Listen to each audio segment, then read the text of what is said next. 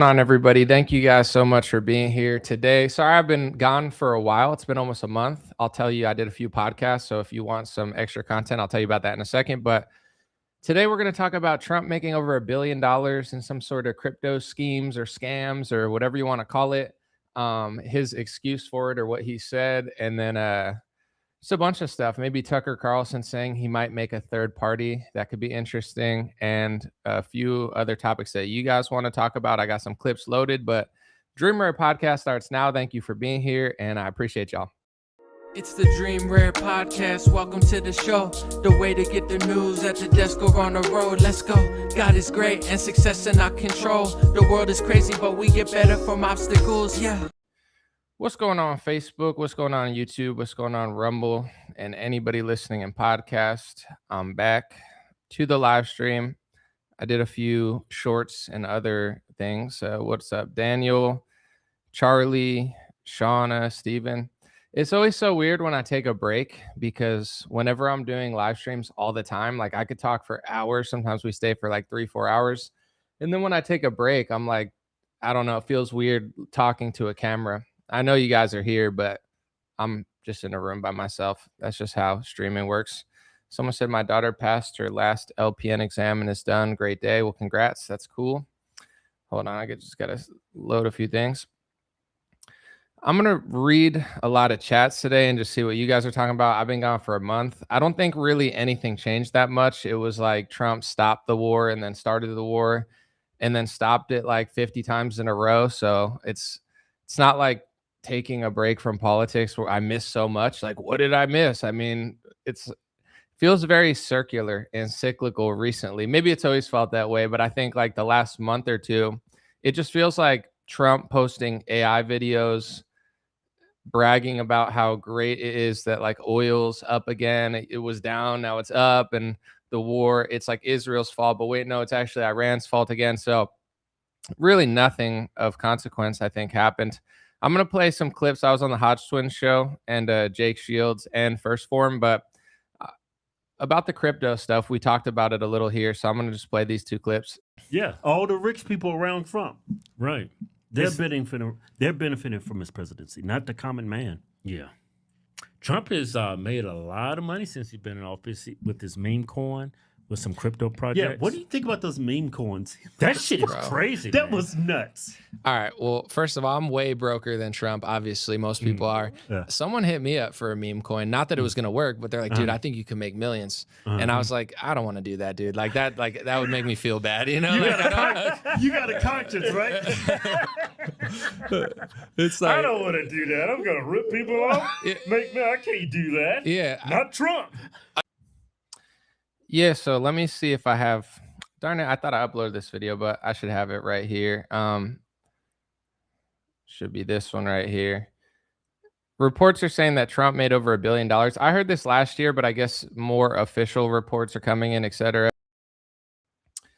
Trump made $1 billion on crypto deals while his fans lost a fortune. Wall Street Journal, CBS, Trump made over $1 billion on crypto ventures last year.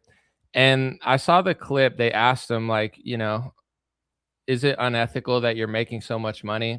I really should have loaded the clip. I apologize. But they were saying something about he's doing some sort of crypto venture with his family. I think it's called like World Financial Liberty. It's got some name. And they had some sort of investment from Saudi Arabia. And then obviously with the crypto, he's made billions. And then Trump tried to pin it off in the interview. He's like, everyone's making money because the stock market's way up. But the way he made money has nothing to do with the stock market. So this is kind of the sign, I think, that you have to look for, not just with Trump, but with anybody. If someone's willing to lie about something small, not that that's really that small, but it's like super provable. It's like we're not talking about the 401ks and the stock markets right now. We're talking about like this weird crypto thing you have going with some company and foreign nations, etc. Like that's literally what we're talking about. It would be like if you were like, are you good at soccer? And I'm like, yeah, I'm really good at basketball.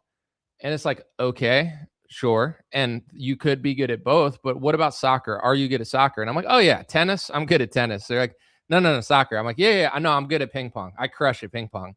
Like there's something really off about that. And I think just psychologically, people should be taking notes that maybe when I'm playing another clip, I'll try to get the actual like CBS interview, or I don't even know who it was, but they literally asked him about the crypto, and he's like, "Well, yeah, I made money just like everyone else, just because the stocks are booming because I'm such a good president." It's really a weird vibe. Hold on, I'm gonna play another clip from the Hodge twins thing. I figured I'm like, since I've said this like 5 times in a row on different podcasts, I might as well play the clip. People have lost so much money, billions of dollars. It's such an unethical way to make so much money. And Just go and go to the 5-year. Oh, Look yeah. at that. No, you could ski off that. That's a good ski slope. Trump's like, that's a great ski slope. It's okay. It'll go back up. What goes down must come up. It's the opposite of Newton. What goes down will come back up. What's the high on that? Yes. Go to the very top. Very top. It came 45. out $45. Oh, get it? 45? Like, because he was the 45th president? Yeah. Once again, not making excuses for Trump, but it is kind of funny that he launched a meme coin that started at 45 because he's the 45th president. And then it like fell off a cliff. And it's like, oh, 45. Get it, guys? You bought it at 45. Now it's at $1. Yeah, 45 to $1. It's like, wait, what, bro? I mean, at the end of the day, I think everyone's responsible. Like if you bought a meme coin, that's on you. It's not necessarily like Trump's fault that you lost money. But as I was saying to the Hodge twins in that interview, I was asked to do a meme coin. It wasn't going to do as good as Trump's. I'm not going to act like I was going to make $1 billion. Obviously, like Trump is Trump. I'm who I am. It's not. Chances are the meme coin probably wouldn't have even done that well. Like, why would I be able to launch a meme coin? It doesn't make sense to me. But I think people that just want to make money easily have figured out that meme coins are a great way to make money. Like, even if I launched it and let's just say, I have I think between everything, I have 2 million followers. That doesn't mean that every one of my followers would buy a meme coin. I think my audience is too smart for that. But let's just say I have like a really deep base, like with all my email lists and stuff. Let's just say I could get like 5,000 people to buy a meme coin. I don't know. Maybe I could make like 6 figures, 7 figures. I don't know the math of it. But I immediately was like, no, dude, I don't have Trump type money. Like, I think you have to be somewhat of a psychopath to make that much money. And I'm not one of these people that says like work ethic doesn't matter. Like, I think you literally have to be crazy. But some people are like crazy passionate, crazy ambitious, crazy hardworking. And there's nothing wrong with that. And then other people, they're just like, how can I make more? It doesn't matter how they make it. They just want to make it. So I think Trump is that way. Because if you already have billions of dollars and someone comes to you and it's like, you can make $1 billion on a meme coin, most sane people would be like, why would I want to make another billion when I already have 6 billion off of like my fans losing hundreds of millions of dollars? Like, that's not nice. That's fucked up. Like, if you have $7 billion, you should be trying to create things to generate, wealth or something, like give back to the world. No, I don't know. Maybe that's why I don't have $1 billion. That's actually exactly probably why. So I don't know. I just made the point that I turned it down, even though I could use the money, and Trump didn't turn a crypto scheme down, which is just fascinating to me. But, what he did talk about was something about a threesome with his 2 sons, which I know he was like meaning something else, but probably maybe back in Trump's day, this is how people used to talk. But to my generation and people younger and even people older and pretty much to everybody, like this isn't hitting too hard outside of like Guntard Eagle simps. Now, as I see my 2 beautiful sons sitting there, I think I'm going to give one to myself, one to them, and we'll have a threesome, okay? I'll pick out one of the 2. I'll give them the Congressional Medal of Honor for something, for their genius at hunting. And I'll get one for taking on Russia or something. No need to panic, MAGA. Trump is just having a threesome with his sons. No big deal. Just relax and trust the plan. This is what Q talked about. He mentioned this. Remember, he wrote 3. He said 3. Some are in pairs of 2s. Duo. Some are in 3s. Oh, threesome with his sons. I think that's what Q is talking about. Let's play it again. Now, as I see my 2 beautiful sons sitting there, I think I'm going to give one to myself, one to them, and we'll have a threesome, okay? I'll pick out one of the 2. Nothing unusual there. Just a classic president having a threesome with his sons. I mean, if you don't love that, then you're just a doomer. and you don't want to be a black pillar. Okay, we don't do that here. I posted on RFK. He was like, I don't know, skydiving or something. He's always doing something. He's like, look, I got a reptile in my hands. It's like, all right, cool. But I was like, I think it was January 30th. Trump, his EPA officially passed through 2 new forever chemicals in like pesticide spray or something. And it seems super against the MAHA agenda. So I don't think I said anything super rude. I just commented it on RFK's post. And some lady's like, anomalies, a black pillar, blah, blah, blah. And it's like, what? I'm an optimistic person. Like when Biden's in office, I'm going to be happy as much as I can be. I'm not going to be like, Biden, like this is what these people want me to do and what they pretend like we do. When Biden's in office, they cry the whole time. Understandable, like cry if you want to cry. If you're sad, it's your party. You could cry if you want to.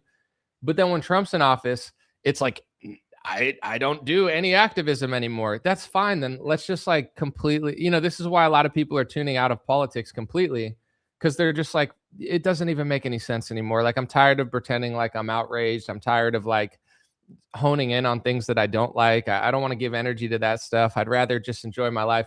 I respect that, but it's like the same people who pout for 4 years when Biden's in office and like everything's shit, the economy's shit, this sucks. As soon as Trump gets in office, like it's the golden age. Everything's perfect, and I'm like, I'm going to enjoy. I had a good time during Biden's administration. I mean, obviously, like COVID lockdowns, that was like crazy shit, and it wasn't all enjoyable. But it's not like I sat here being like, oh, these next 4 years of my life are ruined because there's a Democrat in office. I was like, yeah, I'm going to do my best to tell the truth, just like I do all the time. However, you just got to make the most of it. So there's this idea that if RFK is not the HHS director and he's just like a normal guy and he's like, yo, I don't like pesticides and forever chemicals. And I say that when RFK is not the HHS director, it's like, oh, Anomaly's not black pilled. He's just a nice guy who doesn't want to eat poison. It's like, cool. But then as soon as RFK gets into office and I say the same exact thing that RFK said last year, now I'm just a black pillar because I'm posting about like, just shut up and eat the poison now, Anomaly, because RFK is skydiving. It's like, I feel like I feel like the Will Ferrell meme. I feel like I'm taking crazy pills. I understand, and I'm not trying to be like passive aggressive or weird. I understand why people tuned out of politics. Like it's why I don't make as many videos anymore. I find myself being very repetitive. I'm very self-aware and I don't feel like repeating myself. I could make thousands of dollars more a month if I did do that every day, but it's like so many times people are like, yeah, you said that. You told me that you told me about Amy Coney Barrett 3 years ago. You were right. Like you're so ahead of this. And I posted this the other day. I said, I want people to understand this. The reason that I'm ahead of the curve so often is not because I'm so much smarter than everybody else. I mean, I'll take the compliments if you'd like. Thank you. Thank you. But it's because I do my job. Like I've made a good amount of money doing what I do. And the whole thing I've been doing is news analysis and journalism. So if I'm going to do news analysis and journalism and people are going to pay me and social media sites are going to pay me, I should do a good job. Like it's my full-time job. Like I should be right about Amy Coney Barrett when it's that obvious. And all these other people, they're making even more money than me, but they're lying to you. It's not that they didn't see it.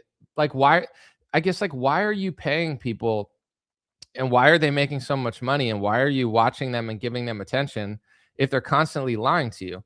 Why is Trump making billions of dollars from crypto? Like it's this whole thing of people getting a bunch of money when they're not providing any value. And I feel like that's the issue in America right now. A lot of the people that are making a fortune, they're not actually providing any value. So it's time to stop, paying attention to them or incentivizing them to do that. I'm going to play a few other clips. Here's Trump talking about the golden age, which, be grateful, be optimistic, love America. But is it like economically any different than it was like 6 months ago? Like the oil went way up. Now it's going way down. It's like, everything went up because of the war and it's coming back down. So now I'm a hero. It's like, I don't know. Like I'm trying to think of a good analogy for that, but I can't even think of one. So I'm just going to play a clip. Fail. I shouldn't even have a show if I can't think of an analogy within 3 seconds. Come on. I'm rusty. The oil is dropping like nobody thought possible, but I told you it would. Total control. We have total control of everything. This is just the beginning of the golden age of America. We're in the golden age of America. And America is going to experience something that I can truly say, I believe the best is yet to come. It's going to be. I mean, thank you. Someone said you're very thorough and conscientious when you analyze topics. Thank you. Momo said, "Why are you so boring?" with a middle finger. I don't know. Why would you watch a boring show? Like, if I did a boring show, like that's bad enough already. Like, why would you watch it though? There's like you have the whole internet. You could do anything. You could like ask AI any question about any time. You could even like cosplay and pretend like you're talking to like past presidents. Here's Trump, him and like Margot Allen posted this. They were like asking Woodrow Wilson, AI Woodrow Wilson questions. This is like the most dystopian thing I've seen this week. But Do you consider the Panama Canal your greatest achievement? hold on a second. That was the most tired thing I've ever seen. Like he was like, "Do you consider do you consider the Panama Canal your most average achievement?" He sounded like Rocky there a little bit, but Do you consider the Panama Canal your greatest achievement? wake up. I mean, I get it. I'm tired too, and I'm not even doing shit. So Trump actually asked an excuse. Do you consider the Panama Canal your greatest achievement? AI Woodrow Wilson. Like, what are we doing here, folks? I think we should just turn the White House into a giant data center and call it a day. We should just let AI Trump should run it. AI Trump, is Operation Warp Speed one of the greatest things ever? This is AI Trump. Yeah, I saved the world. Me and Bill Gates and Fauci, we saved 100 bazillion, trillion, gazillion lives. Hey, I don't think that's true. Hey, excuse me, anomaly, black pill. It's so black pilled. If you don't think Operation Warp Speed was a secret underground Q bunker to arrest Ellen DeGeneres and Chrissy Teigen during lockdowns, then you're one of them. You're a Fauci. I'm like, but Trump gave Fauci an award. Don't tell me that. I don't want to hear that. It's a secret. It's not an award. It's a secret camera to watch him. All right, whatever. Do you consider the Panama Canal your greatest achievement? Well. Right then, yes. Good answer. The canal stands as one of my proudest battles, no question. But greatness is a strange thing. It isn't always the biggest or boldest job that matters most. The Panama Canal showed what America could achieve if we held steady and acted fast when the world dragged its feet. That said, I measure my greatest work by the lives improved. Parks set aside, food and drugs made safe, the square deal given to all, not just to a few. Still, when I stood in the mud. Why don't we have like a new Panama Canal thing, or can we do something like revolutionary? Trump's like, I kidnapped Maduro and made $1 billion on crypto while my son-in-law does Middle Eastern deals and my other sons make money on gambling websites.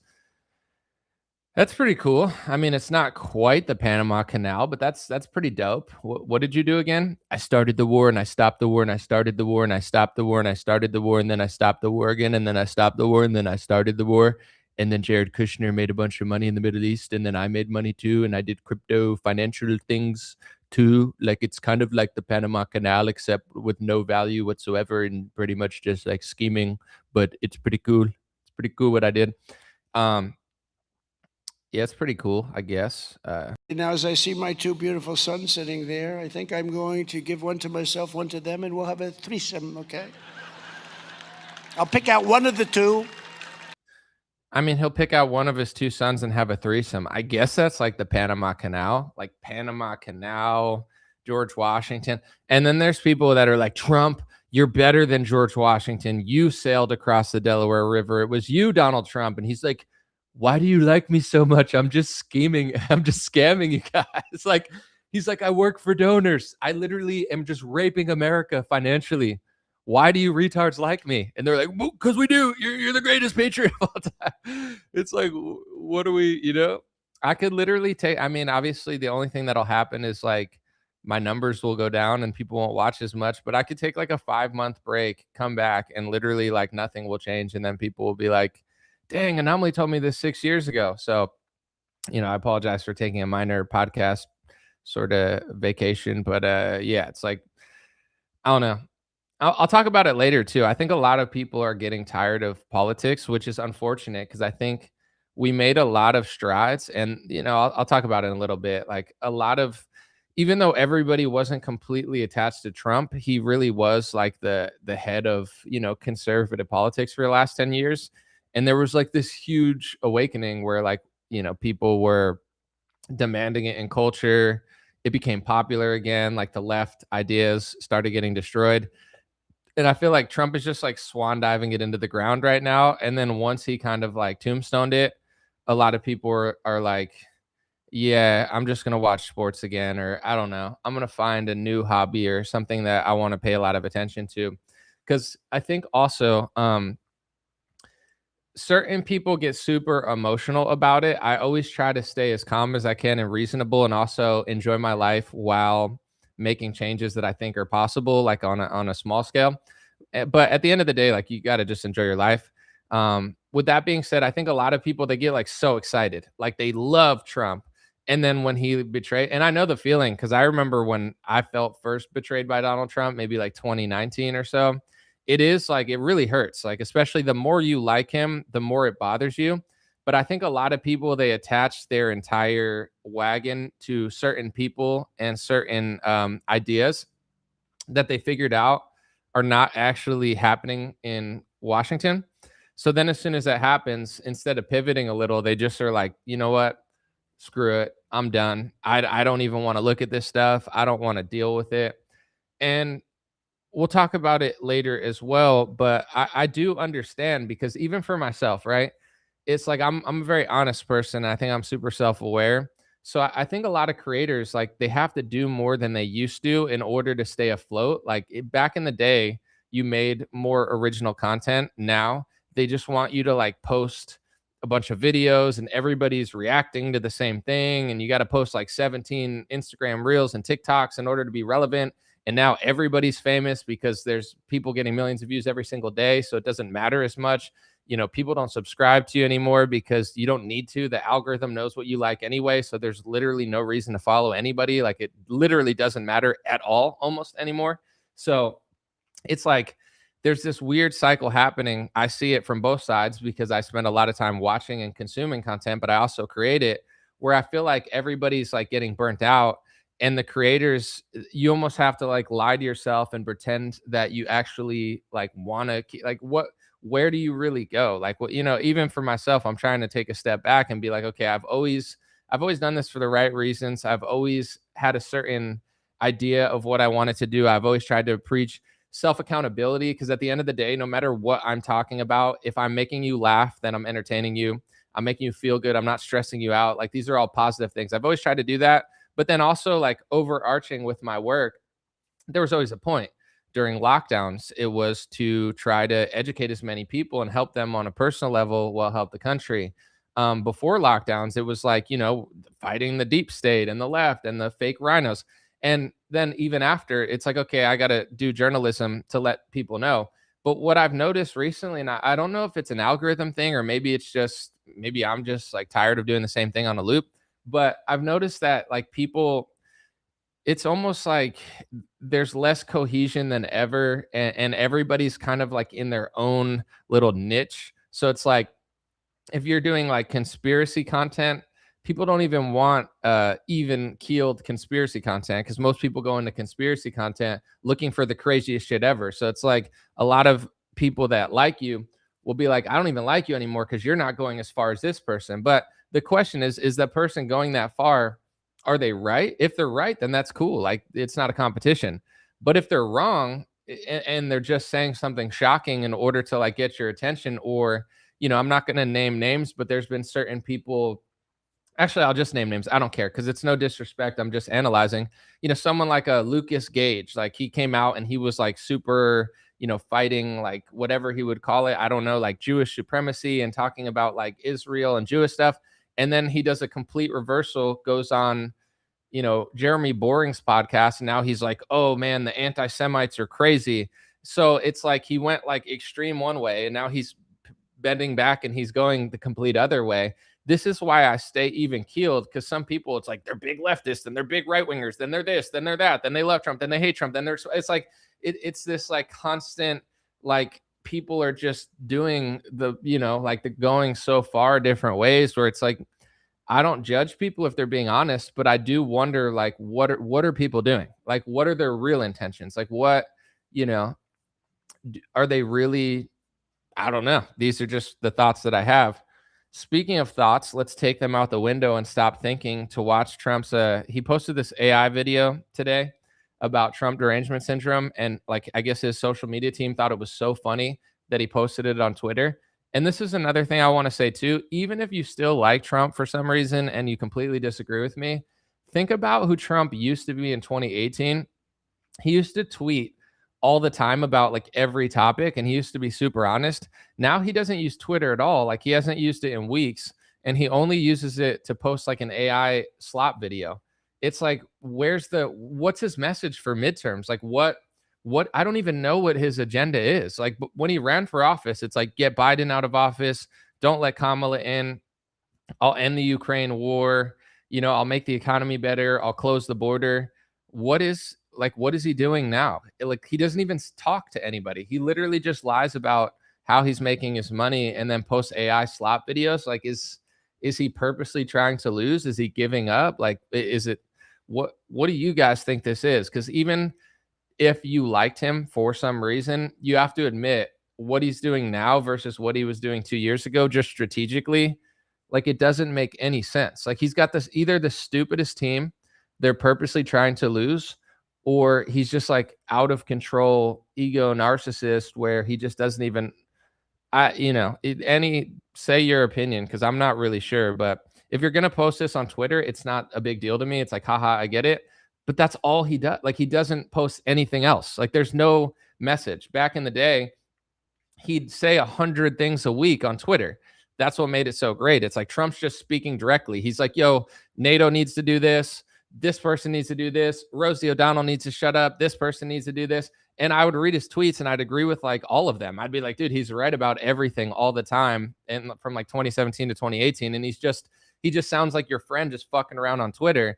And that's what made Trump so awesome. But now he doesn't use it at all and doesn't say anything about anything.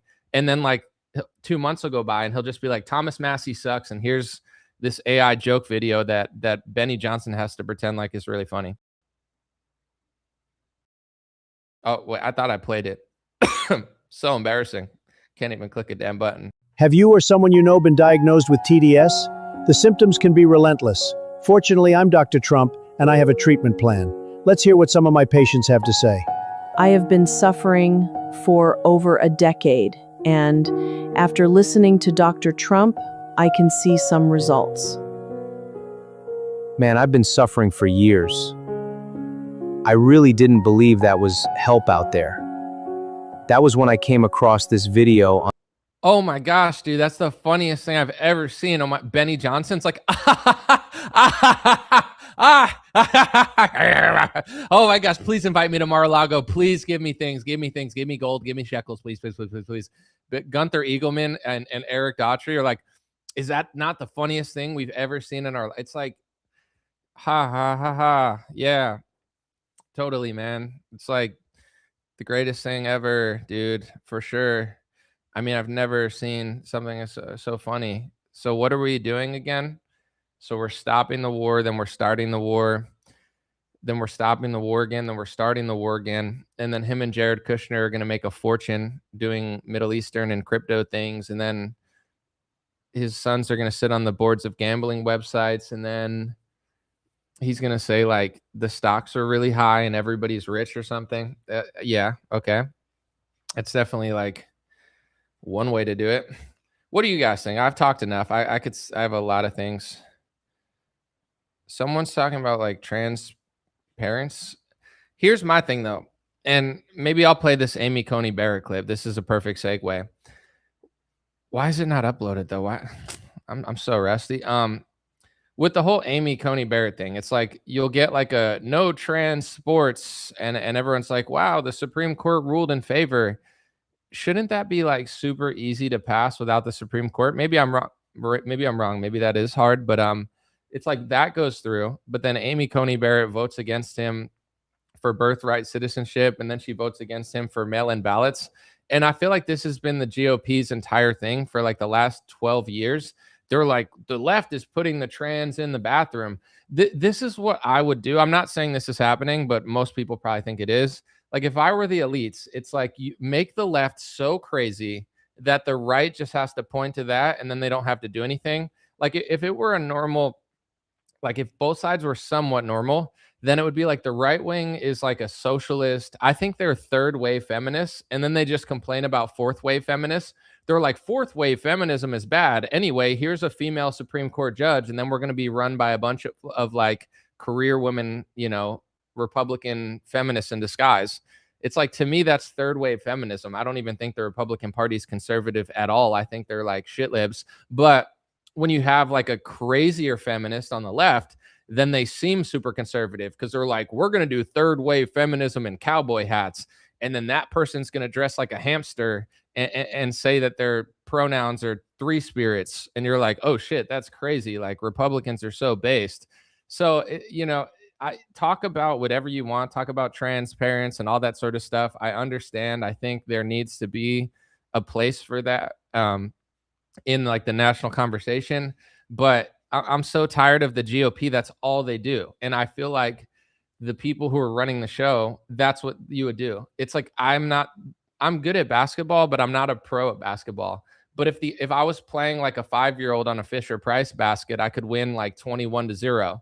And then people would be like, wow, you're really crushing it. Not really, because my competition was a 5-year-old on a Fisher Price basket. That's the Democratic Party. They're like a 5-year-old on a Fisher Price basket. And it feels like the whole reason is to just provide the illusion that the Republican Party is doing something when they're not actually doing anything. That feels like the entire gist of it to me. I'm trying to load my Amy Coney Barrett video, but for some reason it's not working. That's unfortunate.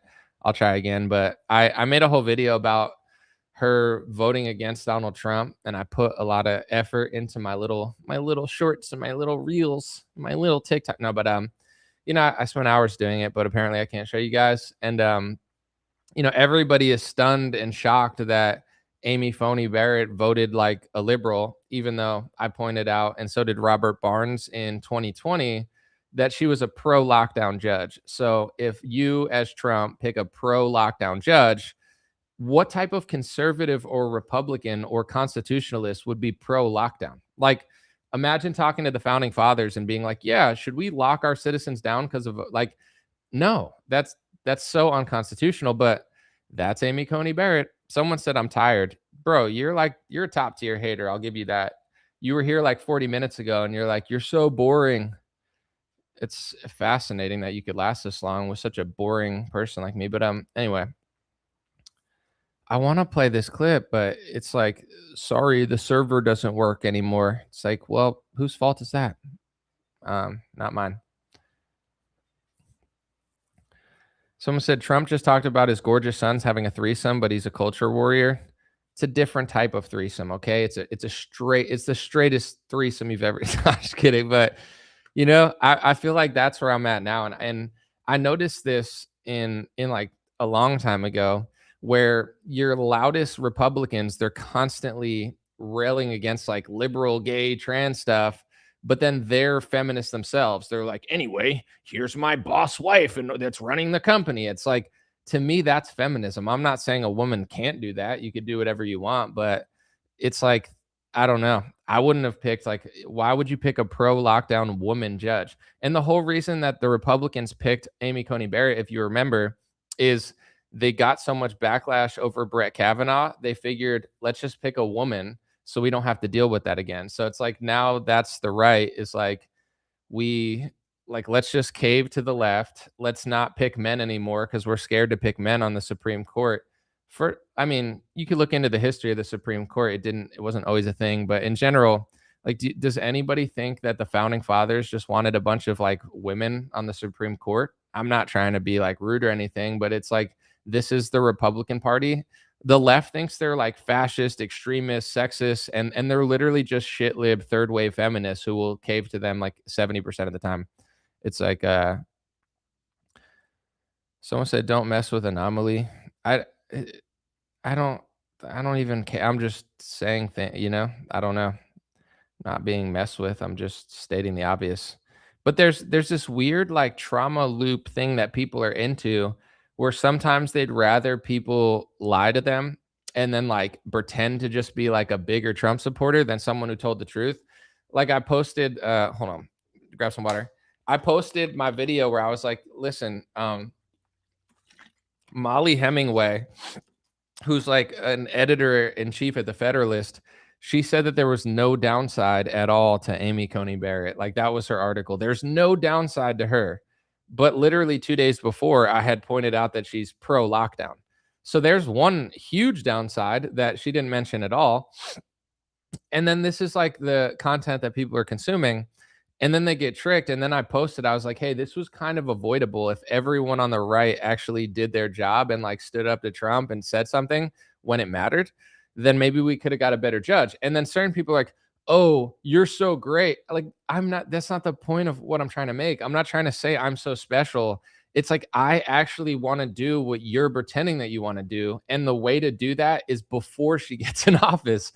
Now that she's in, who like complain about her all you want, she's stuck there until she wants to leave, which is probably going to be like 30 years. Like Amy Coney, Trump squandered a golden opportunity, which is probably one of his most consequential failures, if that's possible, because he has so many. And you're mad at me for being right about it before then. And it's like, oh, his advisors. It's like, so he gets tricked all the like, if anybody's watched for years, this feels like a loop that we were stuck in 4 years ago. So it's no surprise to me that certain people are tuned out of politics and stuff. I'm not saying that you have to, because for me, I still do it, but it's like I don't engage as much. Or I don't get upset. Like this doesn't bother me. If it bothered me, then I just would not do it at all. But I think a lot of people they're like so emotional and gung ho that they just like they get attached to something, they get mad. I saw some chick that like shared one of my videos recently on Instagram, and I just checked it because like like Instagram gives you notifications, and it was like, this person reposted or shared your story. And then I just clicked on it, and then I saw that they had messaged me in like 2021, just pissed off at me, being like, how dare you question Trump? He's a good man. How dare you say this about him? How dare, but now she agrees with me, and it's like, that's cool. I don't care. Like, I appreciate it, and I'm not asking for an apology. It doesn't bother me, but you get what I'm saying? It's like when I do things when they matter, everyone gets mad at me. Then 4 years later, they become me, never give me credit. And then, like, probably in 2 years, they're going to get mad at me again over something. So it's like, I'm so used to it at this point. But my thoughts when I do stuff is like, okay, I want to like accomplish something. Like in, everything I do, it's like, I did music. I wanted to do something with it. I didn't just want to talk about it. With politics, I wanted to, it's not like I got in it like, let me just build an audience and talk about stuff. That wasn't even a thing. There was no career when I started doing it. I just really wanted to be like a professional activist, but it made no money, but I didn't care. I was just like, I'm so annoyed at Hillary Clinton. I'm so annoyed at like, the two-party system and the Democratic Party and how scammy it is. I want to talk about it. And then it became a thing. And then I'm like, oh shit, you can make money doing this. But then it was like, okay, I always felt like I was on a path to something. And I still do, by the way, but it's like in order to accomplish stuff, I think in American politics, there's two things. One, once again, you always have to just focus on yourself, because no politician's going to save you. No one's going to like make you more productive or, change your diet or exercise routine. So you have to focus on yourself. And that's always the most important thing. You, your family, like do that. And then your life can be great regardless. But in politics, you need a lot of people to agree on something to get stuff done. And you need to have like a cultural and societal shift. So it's a little difficult right now because everybody's in their like own little pockets. And I think social media is to play for this too. And it's not like a bad thing, but everything's so specific now. Like there is no like big, besides like sports and music, there is no big political thing. Like everybody loves to argue. Libertarians like to argue about everything. There's people that say, oh, Anomaly, you voted, now I don't like you. There's people who agree with me, but they're like, I don't like that you criticize Trump. Then there's people who are like, you're not doing deep enough conspiracies every day, even though I've talked about all that stuff before. And I like it, it's like there's so much division now that it feels like in my opinion, Republicans are going to have to lose like multiple times and just get completely destroyed. And then in the ashes, there needs to be a new party or something, or maybe the party will never be good. I'm not really sure. Tucker says he's starting a third party. I don't think that's going to work. I don't know what his motives are. I don't know why he says or does what he does, but I just think it's just this weird thing in life where everyone's not always going to get on the same page as you. So you just have to live the best that you can be. Like there might be a point where people figure stuff out and we make a lot of progress, but at the same time, it just feels like you need a certain leader that can bring people together. And Trump pretended to be that, and then just kind of like dispersed everybody. And it's interesting, and I think it's still fun to kind of tune into. But as far as like what are we doing, I don't know. I guess you just have to do your, like, during COVID, it was your decisions. Like if you didn't play along, if you didn't get the vaccine, then you didn't have to. But if you went with the herd, then you did. So I feel like that's my purpose right now. Even like when I meet people, I've told people this before, but some people are like, you told me the truth during COVID. You were the reason I did this and that. You helped my family so much. I love hearing that, because it's like, okay, like even if politically things are in shambles right now, to a lot of people, like I'm making a positive difference, or I'm trying to. So I feel good about that, and I think that's gonna have to be it, at least for this next year or two, because I just don't know. I don't know where this is all going, but I do feel like the momentum that we had is dispersed. And it's not just Trump's fault. I think that's a huge part of it. But even like I mentioned with Lucas, and like in the anti Semitism community, or whatever you want to call it, do you notice how I keep my distance from everybody? It's not because I hate everybody. It's not because, but it's like, I don't know who these people are. I don't know why they're doing what they're doing. Like one day they're this, one day they're that, then they're this, then this person's mad, then, they're best friends, and then they're hating each other, and then they're enemies. I don't have time for like, what's the point of all of that? Like, is it ego? Is it attention? Do people just want clicks on their videos? Because to me, strategically, it's like, what do I want? I want America to be better. I don't want speech laws in our country. I want the First Amendment. And I don't want all of our politicians working for a foreign government because they're getting paid off. So what's the point of me like arguing with other people over stuff, or trying to be the most extreme, then the least extreme, and then I'm this, and then I had an awakening, and I'm so sorry. It's like, I don't have to be sorry, because I never did any of that stuff. I've been clear with my message all the time. So it's hard to tell like what's going on with the internet and why people are doing what they're doing. But I did upload this Amy Coney Barrett video, so I'm gonna play it. And this is just like another view. We've known this for a long time. Another view into what most Republicans do, and they have people in this carousel where, I get why people have gotten off the carousel. They're like, I'm so done with politics. I get it. I respect it. I think it's fine. I'm not going to stop anybody, but you don't have to completely abandon everything if you're not like obsessed with it. That's the problem, is people are like on it and then they're off it. Fine, understandable, maybe a good decision, but it's like you don't have to completely give up just because Trump and like the Federalists are lying to you. We've known this for 7 years. This is nothing. It's not like this revolutionary thing where it's like, man, we just figured this out. Okay, maybe you did, but it's like this doesn't even, I don't know. Let's play a game. Who did real journalism when it mattered? Let's start with her, the now editor-in-chief at the Federalist. She said on September 23rd, 2020, there's no downside to Trump nominating Amy Coney Barrett. Thrilling journalism. No downside? None?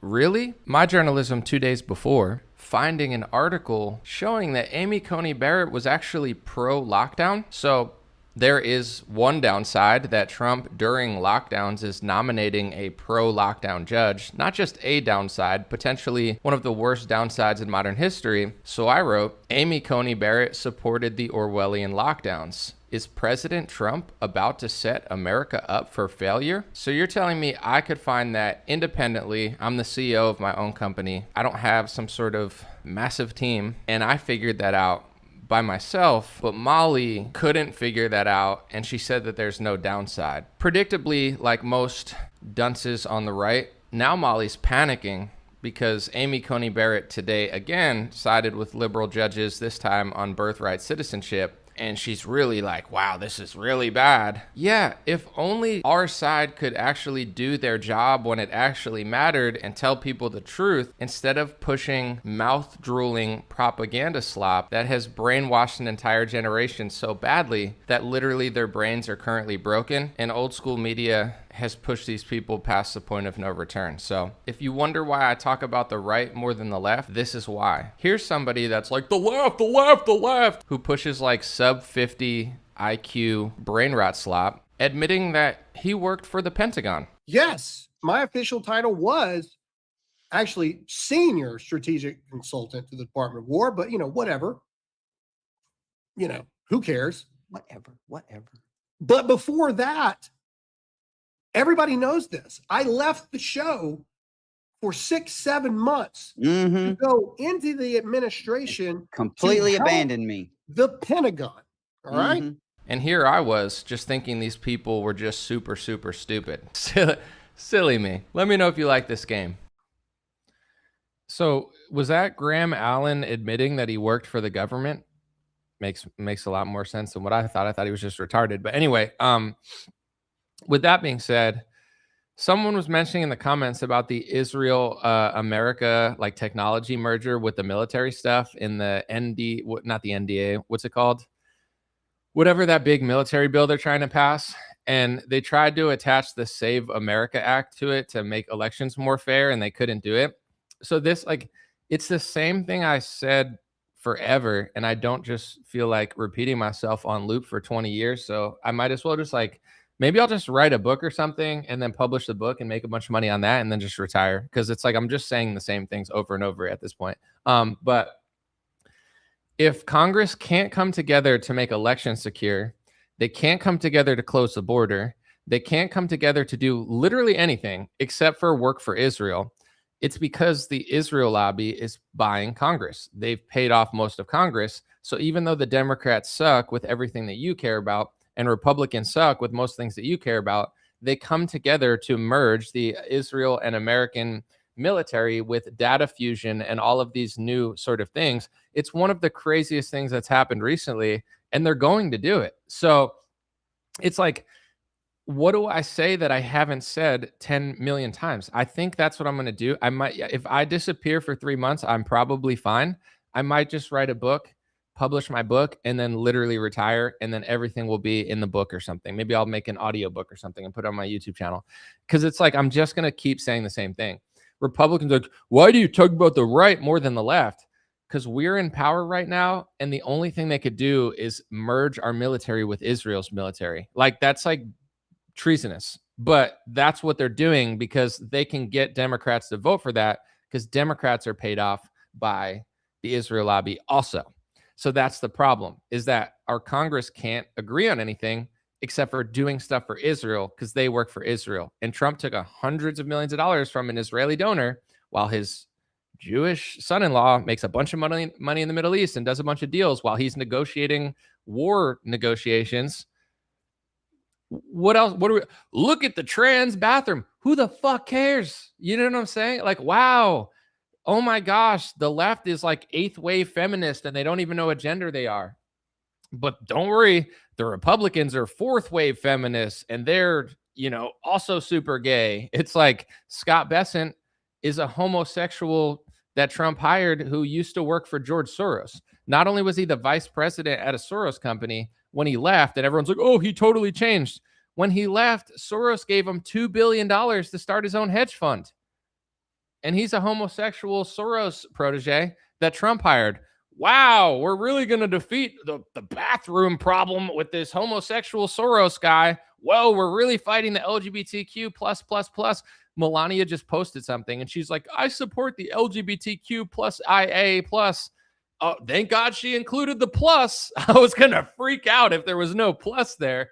Like, this is our party. It's an absolute, it's embarrassing. It's like, aren't Republicans embarrassed? Like, but at least the bathrooms for the two genders. It's like, who the fuck cares, bro? It's so humiliating for like these morons. I don't know. And I've told people this for a while too. I know why the influencers are doing it. They're making a fortune. apparently some of them are literally working for the government. That makes more sense. Why is the average person buying this shit? You know what I'm saying? It's like an influencer like Eric Daughtry's on Twitter. Wow, wow, wow, wow, wow. Oh my gosh. It's like, I know why he's doing it, but why are you like listening to him? Why are you like, oh, that just makes sense? It's like, at least have some respect for yourself and go make money doing this shit. Not that that's good either, but I'm just saying, it's like, what's the, it's like, I know why Travis Kelce did a Pfizer, ad. He made a fortune. That's evil. I don't think it's good, but it's like the average person like selling Pfizer vaccines for free. It's like, ew, at least you do it for the love of the game, I guess. It's like less corrupt, but it's just like, I'm like a mime. Cue the Truman theme music. Bang, dun, dun, dun, dun, dun, dun, dun, dun, dun, dun, dun, dun. It's the same story. Yeah, let's stop voting and let the Islamists take over. I mean, can you believe in Palestine they don't even have homosexual pride parades? I mean, Iran, they don't even let women. Can you believe that they don't have eighth wave feminism in Iran and porn OnlyFans accounts? I mean, we need to send Steve Witkoff over there and AIPAC and make sure that they could get their pornography and make sure that they could get their eighth wave feminism and their homosexuality. I mean, can you believe that their pride parades are not as deep as can you believe that the pride parades aren't as big as Tel Aviv's? It's like, you're the Republican Party. Every retard Republican that is like, Tucker Carlson's an Islamist. Do you realize that every Christian nation, including America in human history, used to believe the same exact things that you're complaining about in Islamic countries? Not everything. It's not like Christianity is not Islam, but it's like, what the heck? We're just going to let them take over? What are we going to get? Like, no gambling and no pornography? It's like, that's your number one agenda, not the left. If Islam takes over, it's going to be because Republicans are pathetic and Christians are pathetic. Because Christians used like, we're on like eighth wave feminism. Every society in human history, literally almost ever, believed everything that the Republican Party doesn't believe right now. It's like they didn't want Coney Barrett on a Supreme Court. It's like, my wife has 17 jobs. She's really happy. If you say so, buddy, you know what I'm saying? Must be great for you. Maybe she'll be the Supreme Court justice one day, and she can vote against, she can vote for mail-in ballots and vote against, people just popping out babies on the borderline that get a citizenship or whatever. I listen to Zionists, and they tell me that Islam's going to beat us up if we don't do more degeneracy. All right, dude. Relax on that Hannity. All right. This guy has a major problem with lack of self-awareness. What an idiot. Sasquatch is real, guys. He's a freedom Sasquatch. He actually lives on YouTube. So, so I do lack self-awareness. I've been looking for Sasquatch in the woods all these years. Dude, I've been searching. It's getting freaking tick bites and stuff. I got fucking Lyme disease now looking for you. And you've just been in the comment section the whole time. No self-awareness. AIPAC or Islam. These are not even the two options. I don't want to get kicked off YouTube, but Owen Benjamin nailed this like 7 years ago. He said there's two types of Jays that you can vote for: the war Jays or the sodomy Jays. It's like, that's more accurate than is it Islam or Islam? It's like, no, it's George Soros or Miriam Adelson. Do you want the war ones or do you want the sodomy ones? Sorry. That's like that was like a perfect joke. That's not a joke. So that's what's happening. Anyway, do you want the gay Republican Palantir guy or do you want the liberal Palantir guy that are both the same ethnicity? I don't know. Does it matter anymore? Um, anyway, anyway, it's a golden age, though, says Donald Trump. Even though I have a 90-day demonetization on YouTube costing me 6 figures, and they won't even tell me why. I ask them, I'm like, why am I demonetized for 90 days? I'm losing 90 days of pay. That's a quarter of the year. Okay. Why? Only the internal team knows. Can I talk to the internal team? No. Can they email me and tell me what I did? No. So you're going to take away my pay for 1/4 of the year, but you're not even going to tell me why. Yeah. How is that fucking legal? And then, how is that legal? And then they set up like a bunch of people in foreign countries in the Philippines to do call centers. And then they just get screamed at by Americans because they're pissed off. But instead of like actually addressing the problem, these tech companies just hire people in other countries to like just get yelled at by Americans. That's their customer service. It's like, do you notice I'm not even like, I don't even care anymore. It's like, what? Take the money, take the monetization. Give me an AI bot that won't answer me. Don't tell me what I did. I know we're living in an era where Trump is pretending to talk to a fucking AI like president. Like, this is the world we live in. I'm just trying to make the most of it. Do you consider the Panama Canal your greatest achievement? Well. Right then, yes. Standing next to Doug Burgum, who took Bill Gates' money and now is in charge of the Secretary of Interior. Good stuff, Patriots. Someone said that's crazy, bro. There's no point of even complaining about it now because nobody even cares. Back in the day, it would be like, I got censored and people would help me. Now I don't want help. I don't need help. I'm viewing it as a blessing. I'm like, I'm just gonna post a lot less on Facebook for 90 days and do something else with my life. So it's not even a big deal. Take it. That's what ScrewTube does. They kicked me off in 2018. Then in 2021. Yeah, and see, this is like, okay, I have no influence. They won't invite me anywhere. I have influence, but not with like actual politicians at this point. Actually, you know what? I'll take that back because I feel like a lot of them, they see what I'm saying, but they don't ever act on it. Whatever. If I could like get a meeting with them, here's what I think at bare minimum social media companies should have to legally do. They should have to tell you why. If they kicked you off YouTube, they need to tell you why. Like, they need to tell me exactly what I did so then I could try to not do it again or something. But how is that legal to kick someone off of something or do something and not even say why? Like, give a reason.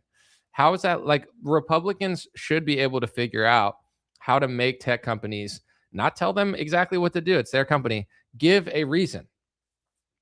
Someone said, I'm glad Anomaly has other shit going on. Who said I have other shit going on? I mean, I made a podcast tour of my own. I did Jake Shields' podcast. I did Hodgkin's podcast. I went to San Jose to hang out with my friend Gilbert Melendez and watch a fight night. I'm just making my own life, but I'm spending money. I'm not. I don't know. I don't even care anymore. I have something to do, but I have a lot of thinking to do as far as to how to diversify my money more. I would say I had a very diverse way of making money, but I decided to go all in on Facebook because they were paying me more and it was working well. And then they took it away. So I was like, okay, that's why you don't do that. But I don't care. I don't need help. But what I would say is I want to make a subscription thing. But if I closed my Patreon down, by the way, because I wasn't really doing anything. So I didn't want to take people's money. So with that being said, I want to launch a subscription, but I want to do something. I don't want to just be like, give me $5 for an extra podcast. It's like, who cares anymore? Yeah, I can make a few thousand a month doing that, but I don't want to. I want to do, I have everything I've always done has had meaning. My music had meaning. My politics had meaning. So I can't just do something for like, just give me money. Like, I need to do something I believe in, and I don't know what to do yet as far as like subscription. So I'm building a team. I have 2 people that I'm probably going to be working with in the next couple months. And if I have enough people that I can do a lot and I know I could get videos done, etc., then I'll launch a subscription because I'll feel good about it. But in the meantime, I don't I don't want to just do a podcast. Like I want to everyone's doing that. I guess I'm just bored of it. It's like, okay, that's been done before. It's do you, like I've talked about this before, but like do you guys even want an extra podcast? If I like, it's like someone said praying for you. I'm good. I mean, the worst thing that happened was I was sick for like a month. I think I had like mono or something of that. Like I was like just felt weak and shitty for like an entire month, but I feel good now. That's why I'm live. Like part of it was I was traveling, but part of it I was literally like I don't even want to talk about it, but it was like I was sick for a week, I felt good for a day, then I was sick again. I think now that I feel normal again, I was like I think I had something that was like long and annoying, but whatever. Someone said I was never on Facebook because it has way too much censorship. Yeah, it's better now, but also it's they just have good incentive structure. Like all of these alternate platforms, like Rumble is always like, why doesn't everyone use us, bro? Like I have a million views on Rumble. You guys gave me like $80. It's like YouTube will give you like $6,000 for like a million views. It's not to say that money only matters, but it's like who can afford to use Rumble? Literally no one unless they're paying them. I don't want to say this, but I doubt there's even a handful of influence. Like there's probably like tens of thousands of people who make a full-time living on YouTube. There's probably tens of thousands of people who do it on Facebook, Instagram. Do you think there's tens of thousands of people who can make a living on Rumble? I don't know if there's anybody. I would love to talk to the Rumble CEO and be like, is there anyone outside of people like Crowder that you guys do deals with? Like, is there even a single influencer who can like make money off of your website? Like that's sustainable? Anybody that makes any money off of Rumble, most of the time, they're making 20 times as much on other websites. But someone said this dude just complains. That's all his channel is. I don't, but I'm just being honest. I'm just having like a real conversation about my life. I'm not complaining. I'm not saying I'm a victim. I'm not asking for anything. I'm just letting people know. But with that being said, too, I've noticed this about people in politics. People that will come to my page and be like, I'll just be like, oh, Trump's doing this. And they'll be like, he's just complaining. And then I go to their Twitter, and their entire Twitter is complaints, but they're complaints about the left, complaints about Democrats, complaints about Thomas Massey. But all of a sudden, if someone does journalism that isn't, pro Trump, now they're just a big complainer. It's like, I bet your whole feed is literally just complaints. And it's not even I'm just talking. Like I don't care anymore. Plus Dan Bongino's part owner. It's fine. I'm sure they'll fight the deep state by joining the deep state or whatever, but all you do is complain, you offer zero solutions. It's not true. I've always offered the most honest solution, which is like some people will be like, follow me and I'll make you better. It's like you have to live your life. You have to be the best version of yourself. Like you don't, like having a political opinion is one thing, but it's even with business. I've noticed. I like to do things. I don't always do it right. I definitely have certain streaks where I don't have the, I guess time or energy to do what I want to do. But that's, I think, what has helped separate me from a lot of people that I've noticed is some people like they just talk about things all the time and they talk about ideas. I want to start a business. I want to then do it, or at least try to do it. Right now I do too many things to even start something new, but it's like same with like politics or stuff. Like you could have an opinion, you could be right, you could be wrong, but who are you outside of your opinions? Like what are you doing? Like for me, I don't know. I'm sure you guys know what you're doing, but I've noticed that specifically with business a lot. I don't like when people are like, I want to do this, I want to do that, but then they never like they just want to talk about it. They have no plans to do it. I'm at the point in my life now where I have like if I'm going to talk about it, I like to talk, but let's do it. If I want to start a company, let's think of the ways to get from step A to step F. Let's not just do A and B and then give up because then it's just a waste of time. And I don't want to waste any time. I feel not that I've wasted time, but it's like it's not fun. It's not fun for me to like just only think about things anymore. It's like, let's do it. Thank you, Charlie. I appreciate you. Someone said, it's crazy how much you helped me clean the house with you taking my home was a mess. Now you're deep cleaning everything. Super shiny. Love from Italy. Thank you. I don't, I didn't even know I was helping people deep clean their house. Maybe you can help me deep clean my house because I need to do laundry today. So I'm not saying you have to do my laundry just because you're a woman, if you're a woman, but I'm just saying I need to do my laundry today. So I thank you. You inspired me to do my laundry. Someone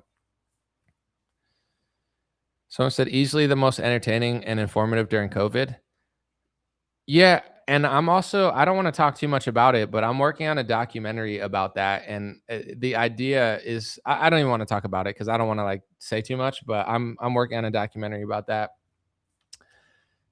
With that being said, too, it's like I'm not just also trying to be like, oh, well, he's the guy who was good during COVID for the rest of my life. You know what I'm saying? Or like, I appreciate it. I think it was an important time, but I've had so many moments in my life and career where like I've been a has been like 5 times already. So I've been a has been when I was 24.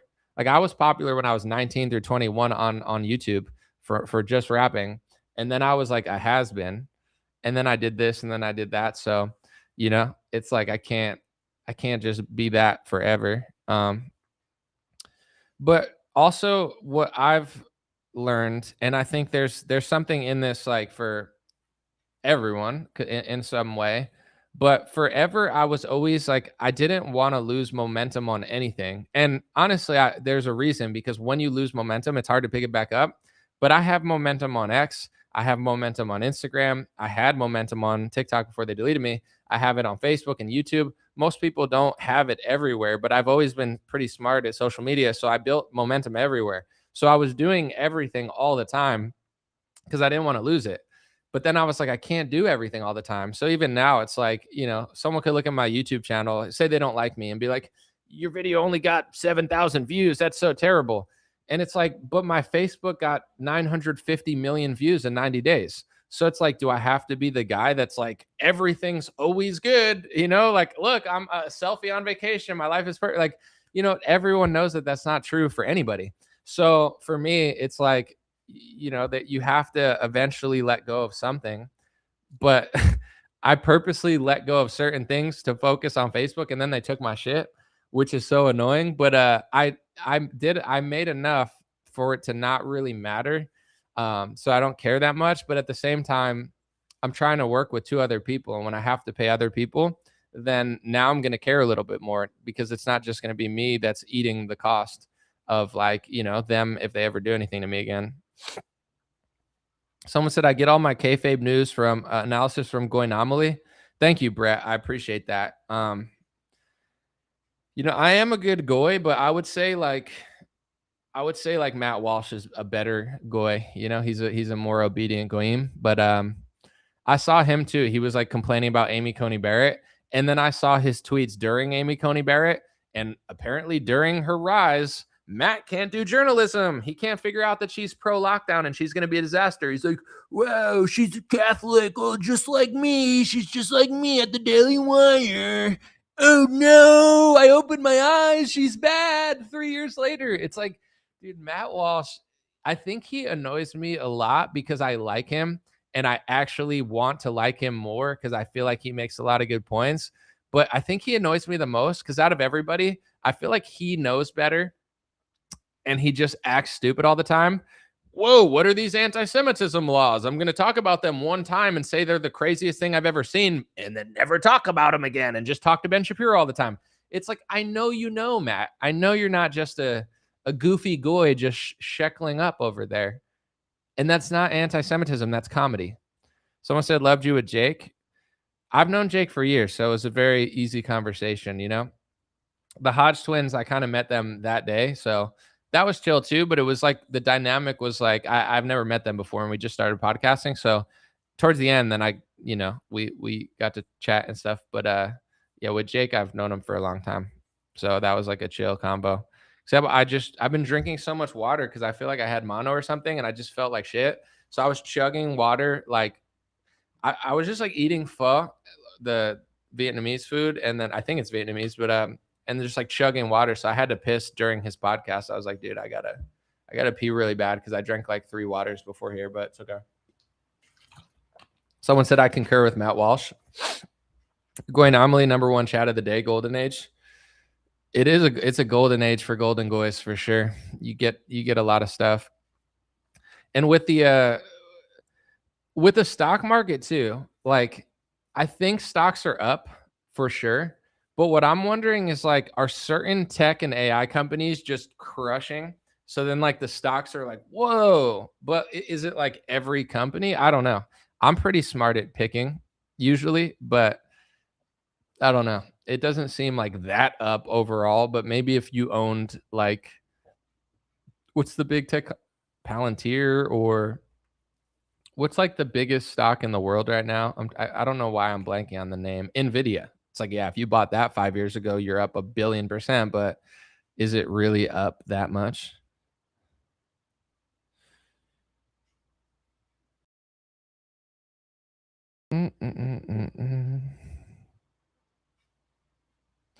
Someone said this guy hates the non-aggression principle and loves political authority. I don't even know, like, you're just having a conversation with yourself. I don't hate that, and what I like, you're just like, so this guy hates freaking basketball and he loves fucking politics, authority. It's like, are you just like having a conversation with yourself? It's not that I hate any theory. I don't care like that much to hate it, but like what are I think what you're talking about is like hardline libertarian like ideology. I think a lot of it's interesting, but I don't know that all of it's practical. And also, I just don't get along with people that are like, "You voted? I can't believe it." It's like, who cares, bro? I don't like. I'm not. I don't care. I don't even think it really matters that much. But I think I disagree with like people that say, if you didn't vote, the whole system, like there's a bunch of people that are like douchey, narcissistic, arrogant, egotistical, like midwits that are like, if everyone didn't vote, the whole system would collapse and then we would win. It's like, that doesn't, like, literally you have to have like sub 80 IQ to believe that, or your ego has to be pulling your above 100 IQ down to 80 because you're too self-absorbed. It's like, even if you wish that that happened, there's multiple angles to that make no sense to anybody halfway intelligent. That's never going to happen. It would be like me saying, what if Willy Wonka was the president? Like, what's the point of even talking about it? So you want literally no one in America to vote. Makes no sense. It's retarded to even talk about. It's embarrassing that smart people even like harp on that and are so egotistical about it. It's never going to happen.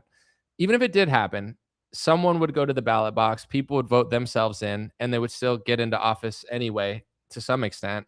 So like, what, even if you believe that, I don't understand the narcissistic, self-absorbed people that literally like that's their main talking point. Is like, I'm so good because I don't vote, and if everyone did what I did, the whole system would fall apart. Literally, it wouldn't. Like, that's not. It doesn't make any sense. So I've had people that were like the biggest fans of mine just turn into like my biggest haters because they're like, I can't believe you said this, and it's like, excuse me, bitch. Like, you were brainwashed for 6 years. I told you about Zionism and the Israel lobby 7 years ago. You didn't know shit about it. You figured it out in 2024.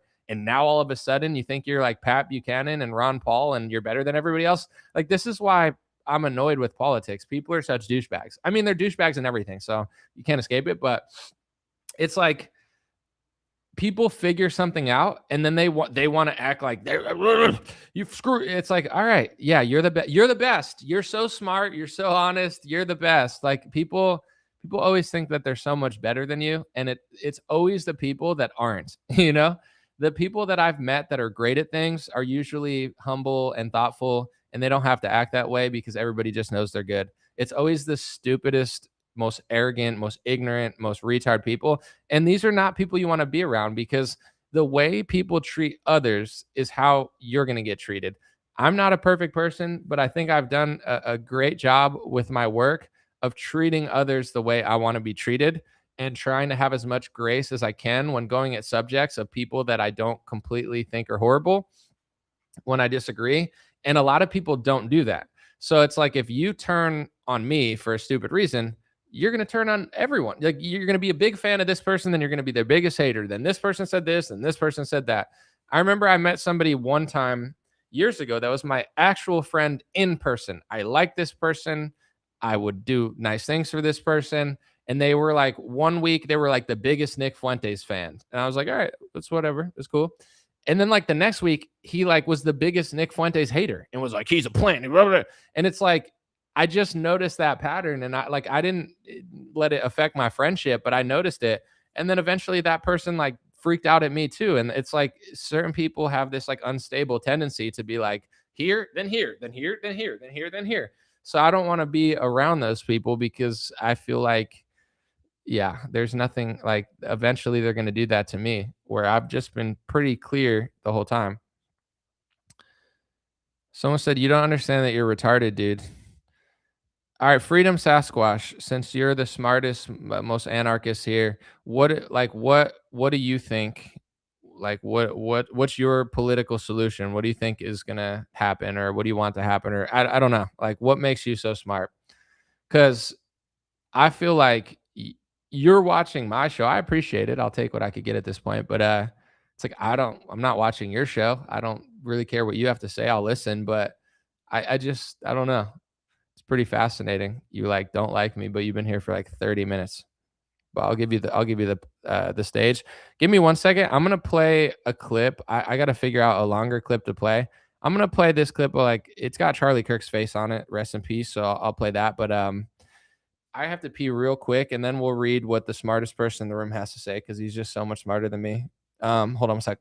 And Tucker is in the same category, and they've tried to go after Tucker. Yeah. Is that the more you attack our moral character, the more we're going to double down in a direction, because 100%. Screw you, I don't do it that way. Two of the most florid and least ashamed neocons in the United States Congress introduced legislation today to compel the tech companies to ban people who criticize Israel. Okay? And I will say this, the behavior by a lot, both privately and publicly, are pushing people like you and me away. Not like we're going to be pro-Hamas, not like we're going to, but we're like, honestly, the way you are treating me is so repulsive. I have text messages, Megan, calling me an anti-Semite. So Cyberwell now is taking, you mentioned over 10,000 examples that we've reported to social media platforms. Actually, the number is much higher at this point, around 11,500. And we believe those flags have been responsible for removing well over 300,000 pieces of content is what we estimate. Cyberwell is fighting back by taking our high integrity data on what online anti-Semitism is. I have text messages, Megan, calling me an anti-Semite. I am learning biblical Hebrew and writing a book on the Shabbat. I honor the Shabbat. All right, that's enough. Let's see. We got the super smart guys comment? Let's see. Region 9 Till said, I'm the smartest guy in the world. It's definitely possible. Unlikely that you are literally the smartest person in the world, but it's possible. You know, we do have a very high IQ audience. Someone said, we're more gay since that horrible day. Sounds like a poem, dude. You're like a modern day Robert Frost, except you write poems about homosexuals. Somebody's got to. Let me see.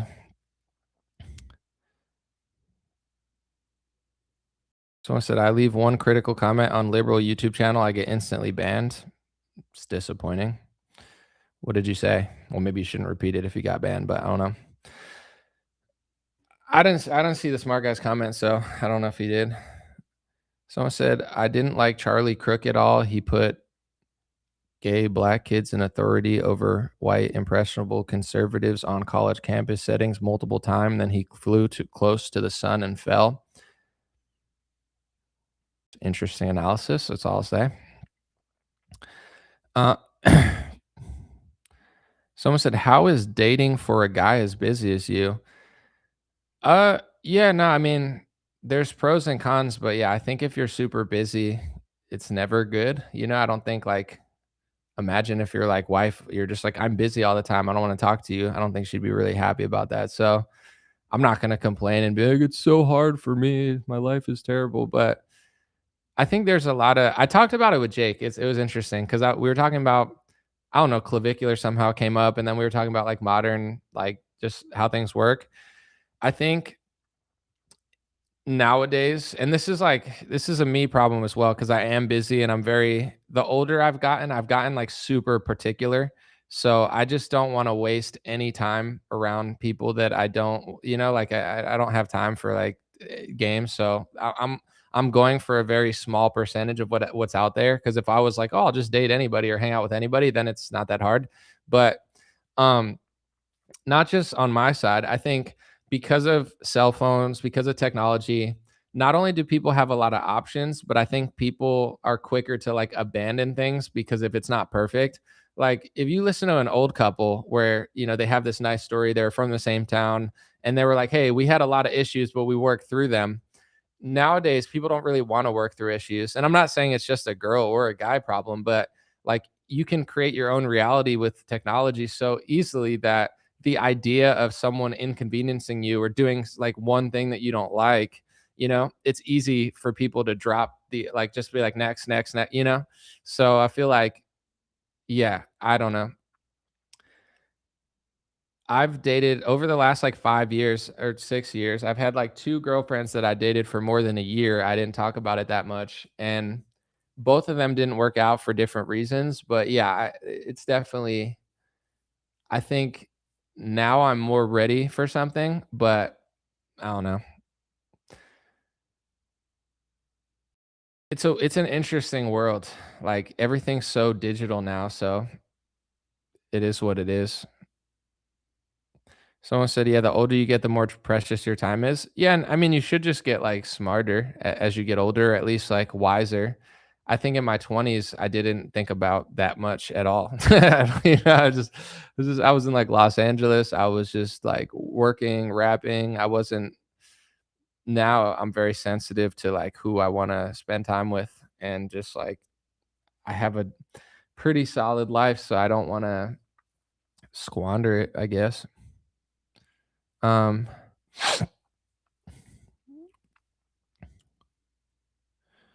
People don't know the meaning of compromise. They're very tolerant and selfish. Yeah, I mean I feel like I also am that way. I don't think I'm like super selfish, but there's a balance of like you need to compromise and you can't seek perfection, but at the same time, you don't want to have like super, super low standards. You know, sometimes I'll meet certain people and see what they're doing, and I'd be like, yeah, I couldn't do that. But then other people, they have great relationships, and you're like, oh, that looks nice, that looks lovely. So everyone has to be honest with themselves and figure out the balance of like, okay, am I being stubborn and selfish, or are my standards super high?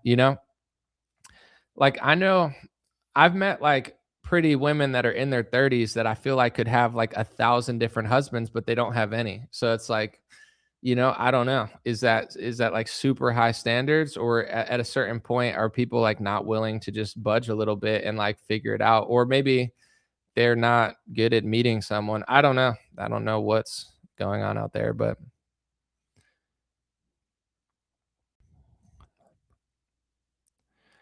someone said dating is even more impossible lately. So-called conservative guys like the boss babe over the traditional girl.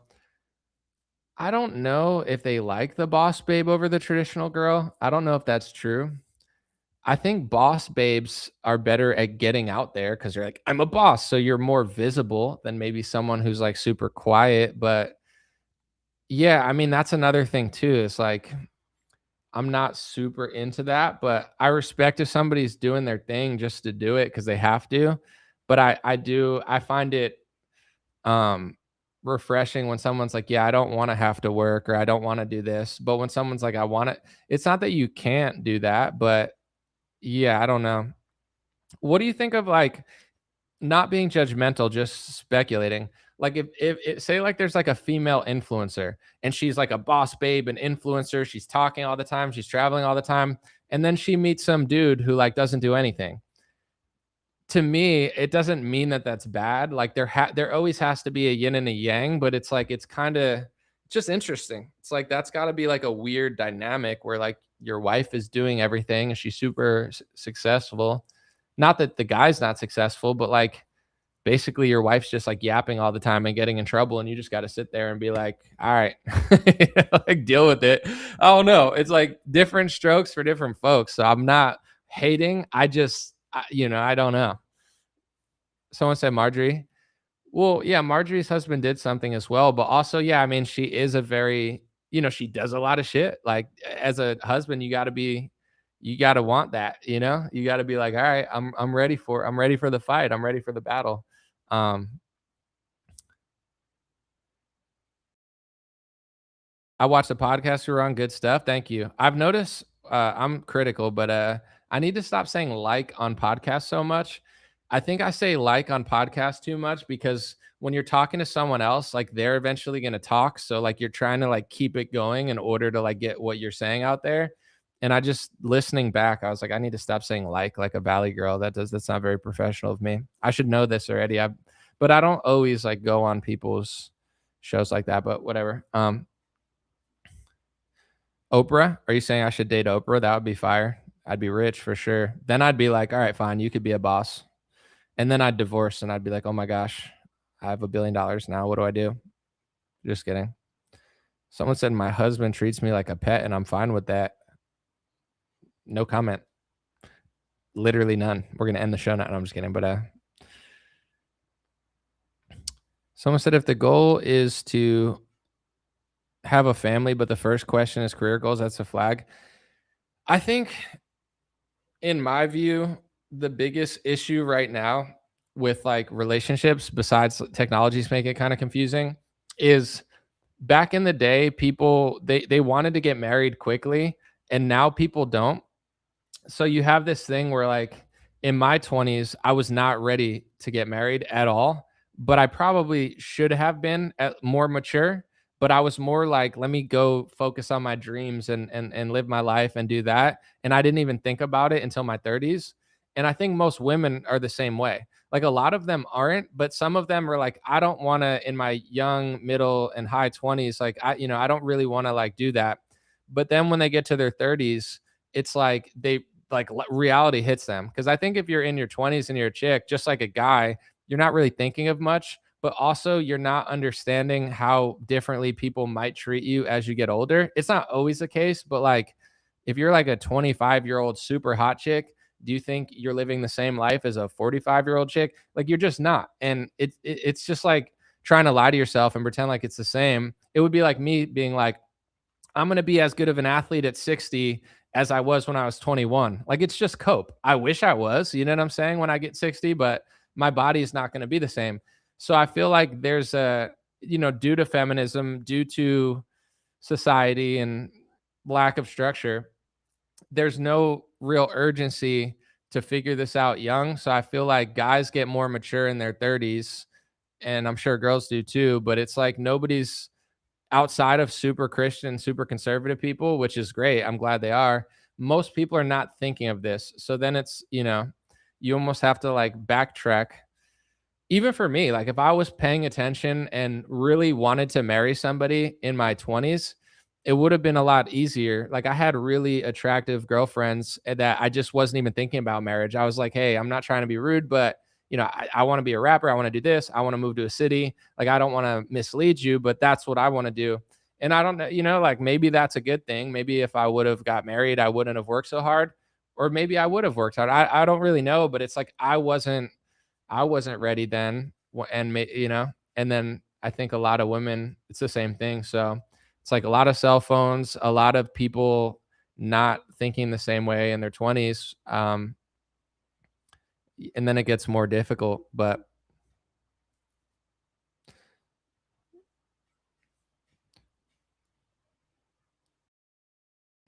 someone said, why would you get married if the government has authority over you in your relationship? You're definitely that libertarian who just wants to argue all the time. I respect it, my man. Every conservative or liberty-based group needs the annoying libertarian that just like has something to say all the time. But I'm a Christian. If you're not, you don't. But I think getting married under God is more important to me than the government one. But if you're not and you're Christian, it's like, whatever, dude. You can have like a private, ceremony with ayahuasca in a Peruvian forest with some hipster chick if you want. I don't care. It doesn't matter to me. You can call yourself partners or loving romance. Like you do you, buddy. But to some people, marriage matters. Like, that's just what it is. You don't have to always complain all the time. You can, but you don't have to. But yeah, modern government marriage, I think, is probably not like exactly what the the Bible had in mind, but that's your decision. Like, I'm not telling anyone what to do. I'm not telling people go get the government married. Yeah, like if I was doing that, then maybe you'd have like a better point, but I'm not. I'm very not. I mean, I obviously I'm judgmental in the sense I'm judging things like everybody is all the time, but I'm really not a hater. That's why when people are like, you're so negative, you're such a hater. I'm really not at all. But and even if I don't like something someone's doing, to me, I'm more like if I really want to help or I really want to change the situation, I think being nice is better than being rude, So I notice this about Republicans too, like I was saying earlier. They're extra rambunctious about like liberal social issues, and they're like very loud and obnoxious and annoying about it. And then they become like the left hates those people because they're like, screw you, screw everything you believe, screw this, screw that, screw this. And it's like, all right, someone has to be that guy. But if that guy's going to do that, but not deliver on anything that matters, and then they just work for Israel, it's like, what's the point of that? Like, are they just there to be as extreme as possible to piss off the left so they never listen and wake up in order for the right to be controlled? And then if that's the case, like if you're going to be a huge dick about every social issue, at least like really when you get into power, like do it. And then it's like, all right, well, that guy's he means what he says. But that's not the Republican Party. So it's like they're doing the worst of both sides. They're being as obnoxious as a fascist dictator, but they're not doing shit except for Israel. They're like fascists for Israel, not for America. So not that I want that. I'm just saying, it's like it's like a baseball player who talks the most shit and who's like, F you, F you, F you. And then he goes 0 for 100. He's like got a 0% batting average. Like, you want to be good and not talk, but if you're going to talk, at least be good. So that's the issue. I think I can say controversial things about social issues, but it doesn't come across as mean-spirited because it's not. Like, I don't need to be rude to make my point, but not everybody's going to like that. There's always going to be people who still hate you. I was at a pool party and someone asked what I did, and by mistake I told them. And like I know I said like I apologize. They were like a lesbian couple, and sometimes like is funny if it's used properly, but too much it's not good. They were a lesbian couple, and one of them asked me about a local politician that I just never heard of, and they freaked out when I didn't know who they were. And I was like, I don't know. If you don't care about what I care about, you're terrible. I was like, all right, relax, lady. But then her whatever was like, oh, my bad. And was kind of interesting to talk to. But it's just funny. You could be as nice as you want to somebody and they could still hate you. So who cares? But I'm not going to just be a dick for no reason. But I'm not going to lie to somebody and say I believe something that I don't. I'll just try to say it in the nicest way possible to get a conversation started. Whose pool? Diddy's? Yeah, dude, it was Diddy's pool party, man. He hopped out of jail real quick. He was like, yo, come to my crib. Ray J's going to be there. We got the Illuminati. We got freaking Jay-Z. And I was like, oh, for real? But then I was like, is Caitlin Clark going to be there? Because I'm a big fan of the Indiana Fever. And he was like, yeah, Caitlin Clark's going to be there for real. So I was like, I got to pull up. If CC's going to be there, then, what I'm saying, who am I to say no to a pool? No, it wasn't a Diddy pool party, but anyway, I think Caitlin Clark also has a boyfriend or something. I don't even like Caitlin Clark. I just thought it was funny. I mean, I like her 3-point shot ability and the fact that she's slightly better than the terrible players in the NBA, but WNBA.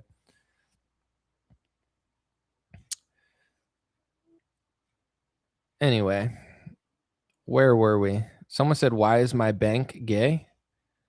I feel like every bank is pretty gay at this point, you know? If you could find a a gay bank is a gank. If you could find a bank that doesn't support Pride Month, then they're probably going to get closed down soon. So maybe take your money out.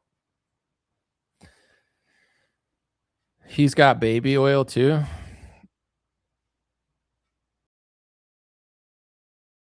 The entire, yeah, there was no water in the pool. The entire pool was just baby oil. It's really disgusting, actually. Not even enjoyable. Actually ruined the whole party, but it's whatever. Someone said, I have lots of liberal friends that I find interesting. Hold on. I have lots of liberal friends that I find interesting for non-political reasons, but the second I say something a little conservative, I get dismissed. Well, to them, they're in like a battle. They're in like this extreme battle for whatever they want to do. And I know when I was talking to the lesbies, it was like the lesby stuff, you know, like the gay stuff is super important to them. But it's like, for me, there's so much important things when it comes to society outside of what you're doing that I can't imagine just prioritizing that number one. Like, it's just not going to happen for me. Like, that we really need to care about it. It's like someone needs to keep the water supply going so people have fresh water. Like, that's more important than whether you're into homosexuality. But, you know, I guess depending how you see things or what's important to you, then you make that super important. But for me, it's like, it's not important. So if you can't respect that, that's not like a top 10 thing for me, then it is what it is. You know, I try to be nice about it, but what's next? Sloth month? Are they going to give us a month for all the 7 deadly sins? Yeah. I mean, it's like, yeah, there's no like water month or God month. It's like what? Black month, gay month. I think there's like a Jewish month, but like nobody really talks about it or something, which is super anti-Semitic in my opinion. What other month is there? I don't know. Pride month is super gay though. It's like, it's just the fact that that even became a thing is actually kind of crazy. Like, you're celebrating that for an entire month. I don't know. I don't think anyone outside of, here's the weird part though. Obviously in liberal cities, they probably love that shit, but all these big corporations, this is what a Republican politician, not that they could change it necessarily, but why does every sports team do the gay thing? Like, literally everyone. Yankees are like, we're gay. And you're like, okay, why? Like, how is it so integrated into almost all professional sports?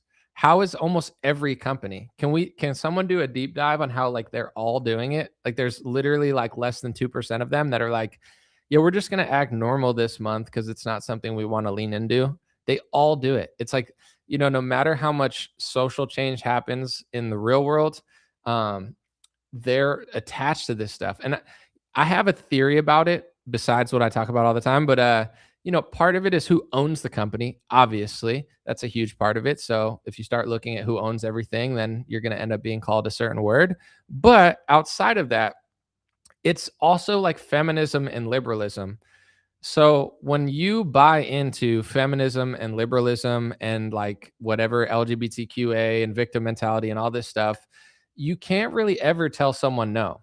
Like, you know, I have friends that are women, and if I said something and they're like, you're mansplaining, you know, like, and they were just mad all the time. It's like, you can't even be friends with them because you can't win an argument when there is no logic. It's all based on like who you are and who feels a certain way. So these companies, it's like almost like a disease that, you know, everything about these companies have been taken over. First of all, I've talked about this a while ago, but I think HR is insane. Like, I think it's gone way too far. I don't even know if it should be a thing at all. I like the idea of helping people out, but the whole thing has turned into a massive scam. And it's like, you just have these like disheveled, annoying libtards that are like, we're your boss, even though we don't do anything. We just sit at a desk and like police hate speech here or whatever. So it's like, you got that. then you're elevating these people who don't deserve to be in their positions. And then you got like obnoxious women. And then you got people using the victim card to get in certain places. And once they get there, and let's just say they're not good at their job, like some of them probably are, but some of them probably aren't. How do you get rid of that person and be like, you suck? Well, now they're fucking gay, and now they're black, and now they're this, and now they're a woman. So they're like, you can't fire me. So they're just like taking over everything. So it's like at the top of all these companies, you probably have like, it's like 90% of the company's normal, but you have like the weirdest person at the highest level position. And everybody knows, like, most of the companies, the higher you get, the less you actually do. You just tell other people to do shit. You're like, how come you get 6 figures? Well, my name is Jeffrey Jefferson Johnson Jr. Jessica, and I'm a two-spirited women guy. And my job is really important. Well, first of all, I used to be the diversity coach, so I would coach all of these straight white men in order to be more respectful to me. And then I became the HR department, and now I'm the project manager. It's like, what the fuck is this person even doing? And then you have like a bunch of normal people who are accountants have to listen to these like Jezebels. It's insane, you know? But it's like the Yankees are gay. What about baseball is gay? I mean, it's a little gay, I guess. You're like catching balls and stuff, but it's kind of gay. But no, jokes aside, it's like, how is it so prevalent everywhere? Like, what's going on? Is anyone even allowed to fire anyone anymore? Can you even rebrand? Will they just like take your company over? You know, like what's going on here? I'm so disconnected from like liberal corporate world. Like my friends who work in it, it's a parody. You think it's over because if you don't work in it, you're not paying attention to it anymore. You're like, oh, this liberal shit's over. Anyone I've talked to, my friend was like, they made me sit in a meeting and they were talking about how we should like give this land back to the Native Americans. If you have that opinion, I don't care. But why is that being discussed in a corporate meeting? Like what the frick is going on here? So it's like, and it's not that like Republicans can necessarily do anything about it, but are like, at least say you're Donald Trump, right? You're a leader, you're a voice, you have hundreds of millions of people listening to you. What is he ever saying or doing? He doesn't say or do anything. During COVID, my big beef with him after he got out of office was his leadership. It was non-existent. He wasn't even a top 1,000 good conservative leader. They'd be like, Trump, your supporters are facing lockdowns and mandates and vaccine mandates. What do you have to say about it? Listen, okay, if I was president, they wouldn't even need a mandate because everyone would have wanted to go get the Trump vaccine. I think I saved the world. It's one of the greatest medical achievements of mankind. That's who Trump is. Like, there's no leadership against mandates. He doesn't give a fuck. Same with now. Like, what is he saying? What is he like? He doesn't care about any of this stuff. Like, why doesn't Trump come out and be like, why is every baseball team gay? Like, can we like look into this? Like, so, or he's just tapped out. It's like, it's just like, what's going on here? Why is every corporation like completely subversive and degenerate? But then if you're like, put a Christian Bible thing on, I guess they won some sort of baseball thing. They wanted to make them wear rainbow flags, but then they wanted to put a Bible verse and the team got mad at them. But then they actually, like, Republicans actually did something and they were like, oh, my bad. But it's like, yeah, either everyone just has to do their thing, but you can't make everyone pump homosexuality. And then one person's like, can I wear a Bible verse? And they're like, no, we don't want politics here. What are you talking about? Like, it's hard to figure out or fathom like what's going on, but I guess it's the golden age. So it's whatever. I'm not going to like spend every hour of my life worrying about it. I don't even care. It's just something that I noticed that I'm talking about now, but I'm not like stressing about it. The reflection pool, dude, Trump cares more about the reflection pool than almost anything. He's like, there's algae protein. I think liberals are just going to troll him. They're like wearing frog suits and like, I love algae. And Trump's like, George Soros is. It's like, bro, he's an idiot. He's literally an idiot. It's insane what a bad leader he is. I think he's a top 5 or top 10 worst president of all time. And his fan base thinks he's George Washington. He's literally one of the worst presidents in history. And it's like, he just sits on True Social being like, can you believe that the water under Obama was filled with algae? It was disgusting. Okay. Now it's clean. The reflection. No one gives a fuck about the reflection pool. Your 401ks are booming and the pool is bright and shiny. He's talked about it 100 times. It's like the most important things to Trump are buildings, aesthetics, how good somebody looks, and money. That's all he cares about. It's kind of funny, but it's just not good for a president. Trump's like a funny friend to have, you know, like your rich friend who like, you're like, yo, he's a fucking psychopath, but listen, he gets chicks. But not for the president who's like, let me write a fucking, I'm going to do a documentary about the reflection pool. It's like, dude, no one cares. Anomaly are really good with facts. How about you do a show with facts and do none of the extra stuff? I may do that again one day. I just got tired of it. I don't know. It's like I could say the facts about everything all the time, but I'm having more fun right now. So, you know, it's very taxing to just do facts, and I do it more on my Instagram with my accounts, but like I do that still. It just makes more sense to do it in short form because that's what people watch. If I do a short form video, I'll get hundreds of thousands of views almost every time.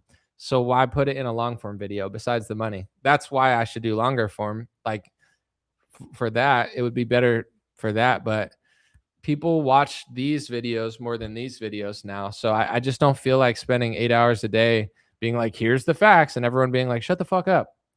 It's like, all right, well, I tried to tell you. But then and also I would say this too. I used to be super interested on being super factual about very present modern stories that are like right now, and then they lose relevance after like a week. I'm not interested in that anymore because the big picture is not changing anyway. So why am I going to sit and like point out facts about everything all the time when it's out of the news cycle in a week? And it's like the people who get it, and the people who don't. It feels more to me now than ever. And I'm not like giving up or anything, but during Trump's presidency, millions of people became more conservative, more libertarian. Like there was a real moment where like people didn't know what the frick was going on. I didn't really know what was going on. So like we were all like moving together and figuring out who we were and what politics was going on. At this point, it's 2026. How many people are like, I was really liberal from 2016 to 2026. You know, I didn't notice anything during Trump's first term. I was pro lockdown and pro vaccine mandate, and I was for everything they were doing with tampons in the boys' bathrooms and, you know, identifying as a hamster. But now in 2026, I just realized that I'm conservative. Maybe someone who grew up and started a family or something, or be like turned 30. But that's like, I'm not one of these people who can just do things that I don't want to do. I wish I could, but it's like I had more purpose before because it felt like I could shift things. Now I'd rather just sit up here and do stand-up comedy and fuck around because it's funny and I'll make people laugh and I enjoy it. Because what's the point? Like, it's like the left is lying, breaking news. It's like, yeah, we know. Everyone knows everything. We've already figured it out. We've had 10 years with, 4 years or 2 years of artificial intelligence. You don't know. Is there really going to be someone at this point that's like, I liked Trump from 2015 to 2026. And then in 2027, I figured he was like, maybe at the end of his term, there'll be tens of thousands of Q-tards that wake up and they're like, wait, the big finale was I got locked down again. The big finale was he set me up with the feds. Like, then maybe they'll figure something out. But if you can't figure it out at this point, someone said I missed the laugh track.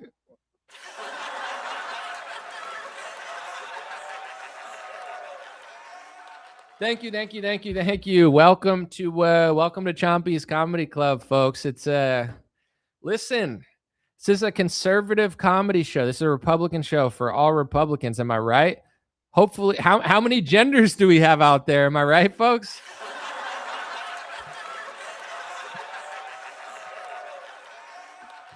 Excuse me, sir. What gender are you? Well, I'm a man, of course. Wasn't that obvious to me? I'm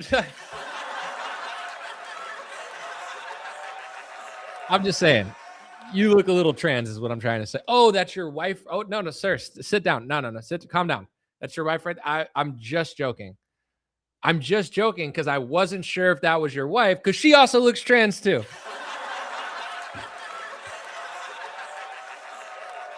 Oh my gosh, everybody's gonna get it today, folks. So just sit tight. Come on, it's nothing personal. But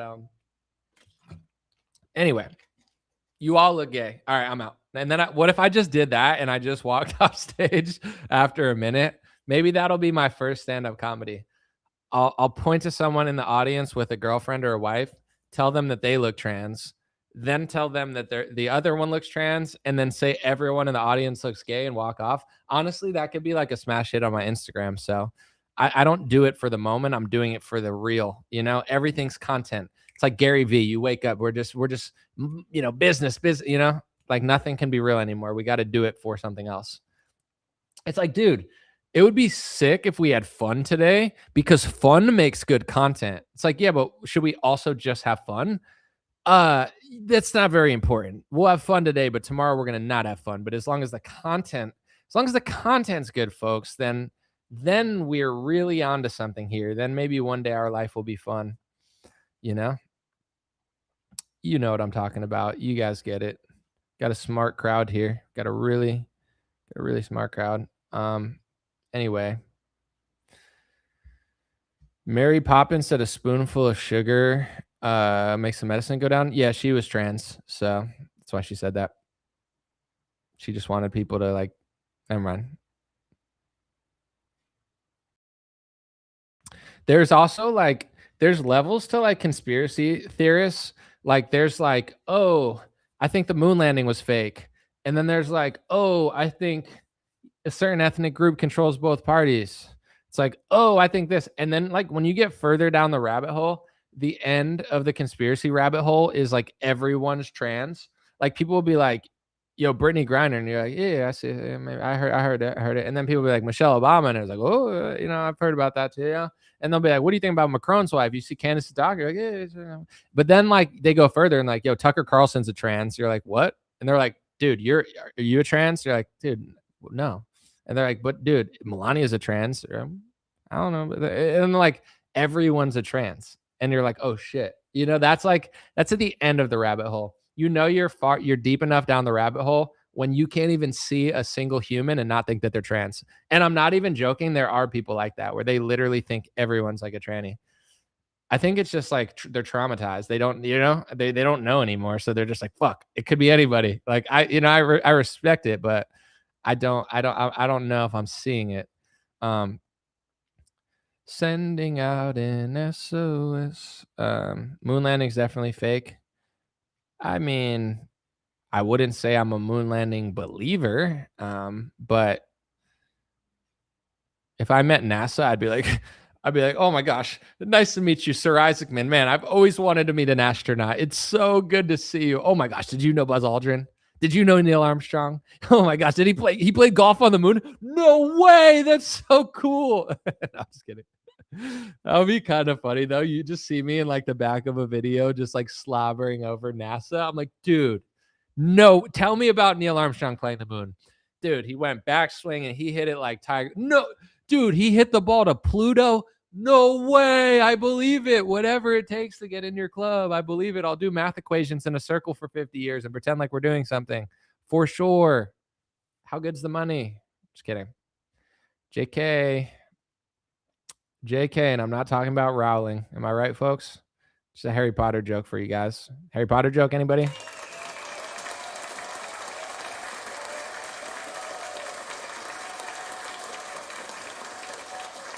Got some Harry Potter fans here, except for this guy said, you suck. Must be a Lord of the Rings fan. You a Lord of the Rings fan? I don't even know. Gollum? What do you want a ring or something?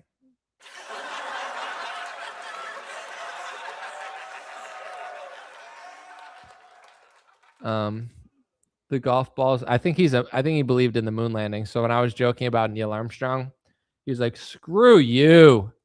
Neil Armstrong didn't hit the ball to Pluto. That's not even possible. He hit the ball to Mars, which is possible because there's no gravity in space. So if you hit it, it just goes. There's nothing there. It's a black hole that's similar to Neil deGrasse Fed Bison Tyson's soul. So when it goes, it just goes. And that's what happened. You suck. Tyrone from Australia.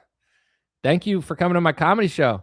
Listen, all I'm saying is not trying to make this into a racial thing, but I didn't really know there were a lot of Tyrones in Australia.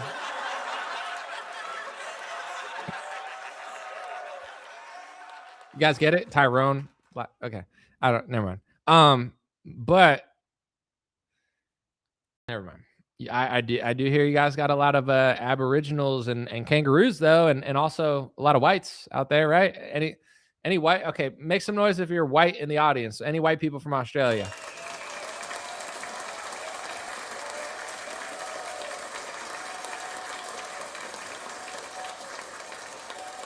It's a lot of people. Holy shit. Well, I talked about a lot of other races, so I gotta go with the whites too, just to make sure it's diverse enough. What's it like being white in the sun all the time? I mean, it's gotta burn sometimes, right? Australia, it's a little hot out there.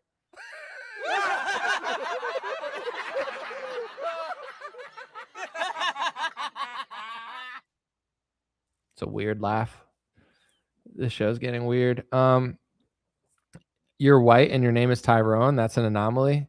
Oh, your name literally is Tyrone and you're white. That is an anomaly. Did your parents like rap music or something where they just wanted to name you Tyrone?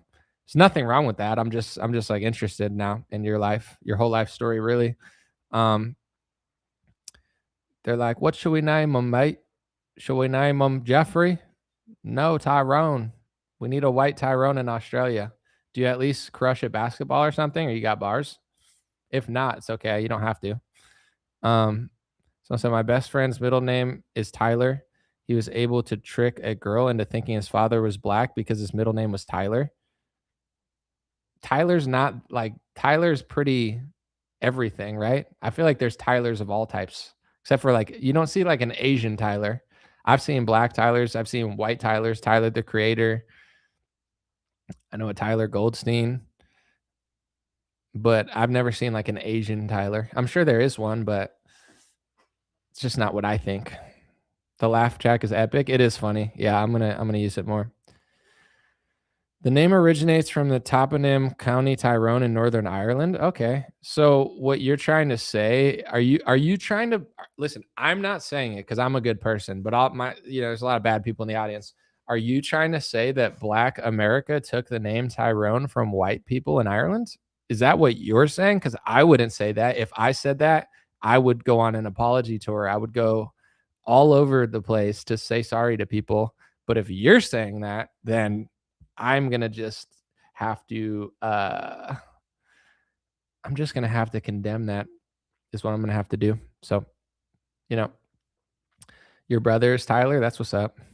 Oh, your coworker, Tyler Wynn. Okay. There is an Asian Tyler. There's a little bit of everything. I was talking about stereotyping the other day because, that's like a good way when you don't know somebody to just talk about stereotypes. That's a good way to figure out if you're going to be friends with them or they're going to hate you. But I was like, if someone stereotyped me with long hair and was like, oh, like if I was a pilot and they saw me in the cockpit and they were like, oh shit, that would be fine. Cause I was like, I don't want my pilot to like have long hair or look like me. It's like if someone was like all tatted up too, it doesn't mean you can't fly a plane, but it's like, I don't know. I'm a little more weary than if I see like a white Mormon dude who's like, how you doing? And he has like an orange mustache. I'm like, all right, that guy's flown a lot of planes before. And they were like, they're like, that's not true. My friend is this, and he's a great pilot. I'm like, I'm not saying it's fucking true to everybody, bro. I'm just saying it's okay to notice patterns. But immediately they hated me, and I was like, all right, I got to just stop talking about stereotypes. I don't know.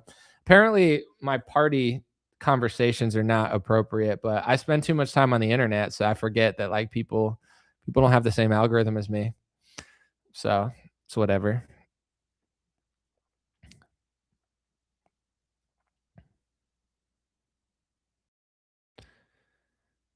Landon Donovan stole my hair. Dude, good for him though, because we have very different type of hair, but he was bald for like 20 years. I play soccer. That was my best sport. If I could pick a sport that I'm the best at, it's soccer, and I'm a good athlete. But I've always liked soccer, played soccer. I remember Landon Donovan in his prime, dude. He's been bald since he was like 20. So now that he's like 50, I think he got either a wig or a hair transplant. But I'm not gonna lie, it looks good. Like it looks good on him because he never committed he never like shaved his hair off. So I feel like don't know, you either got to like shave it off or not. Like doing the half and half wasn't working for him. But I like Landon Donovan. Your NPC skills are killer. You should get one. You talking about the beat making NPC? That's cool. Someone said self-hating anti-Semites are the enemy. What does that even mean? What's a self-hating anti-Semite? Is that like oh my gosh, I notice patterns. Oh, but I hate it. Oh, but I notice it. Oh, but I don't like that I notice it. Oh, I notice who owns things, but I don't want to say it. Oh, I hate myself. It's like, what is a self-hating anti-Semite? Is that even a thing? Is it like, oh, I guess Lucas Gage would be that, right? He's like, I can't believe I noticed. I'm so sorry. Let me talk to Jeremy Boring. It's like, listen, at the end of the day, God bless, good luck. You know, I don't know what's going on, but I'm not gonna lie, it is funny though. I'm not even mad at it. I think it's entertaining. But all right. Someone's talking about Asian pilots. I've already said enough. I'm not trying to go there. I don't think I've seen an Asian pilot, but here's a good question. There's a lot of white pilots in America. In the Middle East, are most pilots Middle Eastern? In Asia, are most pilots Asian? In Africa, are most pilots black? Or do white people mostly fly everybody everywhere? I'm just wondering. I've had a Hispanic pilot one time, but most of my pilots are white. So is that because of America, or someone tell me, have you been to Asia? Are the pilots Asian? We need to know now. Somebody's got to. You know what I noticed? People keep saying perfect or blue. Sorry, that was too much. Has Trump started a young person's bank deal? Dude, I don't know what you're talking about, but which team am I rooting for in the World Cup? Obviously America. I don't care about any other country except America. I've always been a Messi fan, but yeah, that doesn't change. Like I'll say this. I've watched American soccer my whole life. We've been terrible my whole life. This year we could actually win. Like no team is that good. France is really good, but if America's going to win any year, this is the year. Like any team could lose at any time. Nobody looks that good except for France. But we'll see. I'm just wondering why Mexico is stealing the content from white girls' wings. What is that? What are white girls' wings? Do white girls have wings? Like they could fly? I mean, I knew they were special creatures, but I didn't know they could fly. That's crazy. But I wouldn't be surprised if you told me women have tails or could fly. Obviously I know that that's not true, but like women are like, we sync our periods on the moon. You're like, what the fuck are you guys doing when no one's around? So I don't know. Anything's possible. Mexico's on fire. Yeah, Mexico's crushing. Absolutely. They got the home field advantage. People love them. I like the World Cup. I posted a thing about Bill Cooper talking about the Roman circus, and I said, I like sports. I like watching sports. I like playing sports. I think they're great in many ways, but I do agree with him. I love that rant. I think it's like an all-time rant. I said I agree with the fact what he's saying, where like men who know nothing but like who plays third base for the Mets, like that's embarrassing. Like being a professional sports fan, but you know nothing else is like pathetic. So, I made that video and people were like, are you saying I can't play sports? Listen to my video. I literally said I like to play and watch sports. Like I quite literally said that. And people are still getting mad at me. Like, you're a hypocrite. How am I a hypocrite? I literally said that I like sports in the video. I never said I fuck sports, but I do think it is, the fact that they pay all of our, greatest warriors all this money, and then they can't tell you the truth, and they have to like apologize for making the gay community mad, or they have to like apologize for pissing off Pfizer. That's what makes it extra sneaky. I feel like it is a control system. It is a distraction. It absolutely is a cash cow that keeps people distracted, but it's all a choice. You could love sports but still speak the truth and know a lot of stuff. It's a choice to only know that, or it's a choice to, like, if you were getting more pissed off at like the Mets losing a game than you were when your family was being enslaved by the government during a lockdown, like you're definitely pathetic. But I'm not saying you have to get mad or angry or freak out, But I love Bill Cooper's rant. However, yeah, it doesn't mean I have to like hate sports completely. I think now, even more than then, sports are a control system because it's like a funnel for pharmaceuticals. It's like a funnel for gambling. It's a funnel for attention. And then, most people, they don't like add on top of that. So, I'll play this video, and this is not to complain more, but like, I don't do as much as I maybe used to. Maybe I do. Honestly, maybe I do as many videos. It just doesn't feel like it because there's so much more content out there. But I posted this video, and like the comments will be like, "You say I can't like sports? Are you saying my daughter can't play baseball?" And it's like, bro, how do you get that from this video? And I literally commented to the guy, and I was like, listen to what I said after. I said that I like and play sports. I told him, I'm like, I'm an athlete. I love sports. He's like, yeah, right. It's like, what's the point of making videos if people can't even fucking listen to them? It's like, what am I just making a video every day on Instagram so I could just fucking argue with people in like 15 states across? I'm not trying to be like a hipster about it, but it's getting weird. It just feels weird. I'm ready for whatever's next. Hopefully it's not like turning me into a data center. Trump's like, dude, what if we just replaced you with a data center that walked around and produced energy for AI? I'm like, wait, never mind. Go back. I don't want the next thing. But anyway, here's the video. That's why they pay athletes these fantastic salaries. I was listening to the radio the other day. They just contracted to pay one player on one team $6 million a year. Can you believe this? And why is that? It's the Roman circus. What does the emperor do when the people become restive, and when the people are asking questions, and when the people don't like the policies of the emperor? He sends them to the circus. He creates a circus. He builds a giant coliseum. Then he begins to throw the Christians to the lions, and he has great chariot races and football games and basketball games, all to keep the idiots preoccupied with things that don't mean anything in the scheme of the entire world, so that they don't have the time to learn what the truth is, so they don't ever get smart enough to learn how they're being manipulated, so they don't ever question the emperor. That's why they pay a player on a football team or a baseball team $1 million or $2 million or $3 million a year. It is the Roman circus. I know men who don't know anything in the world except who plays third base for the Mets, and they think that's a great accomplishment. And they meet and pat each other on the back and bond and go have cocktails and talk about what this guy that plays third base for the Mets did in last night's game. It's sad. It's really sad.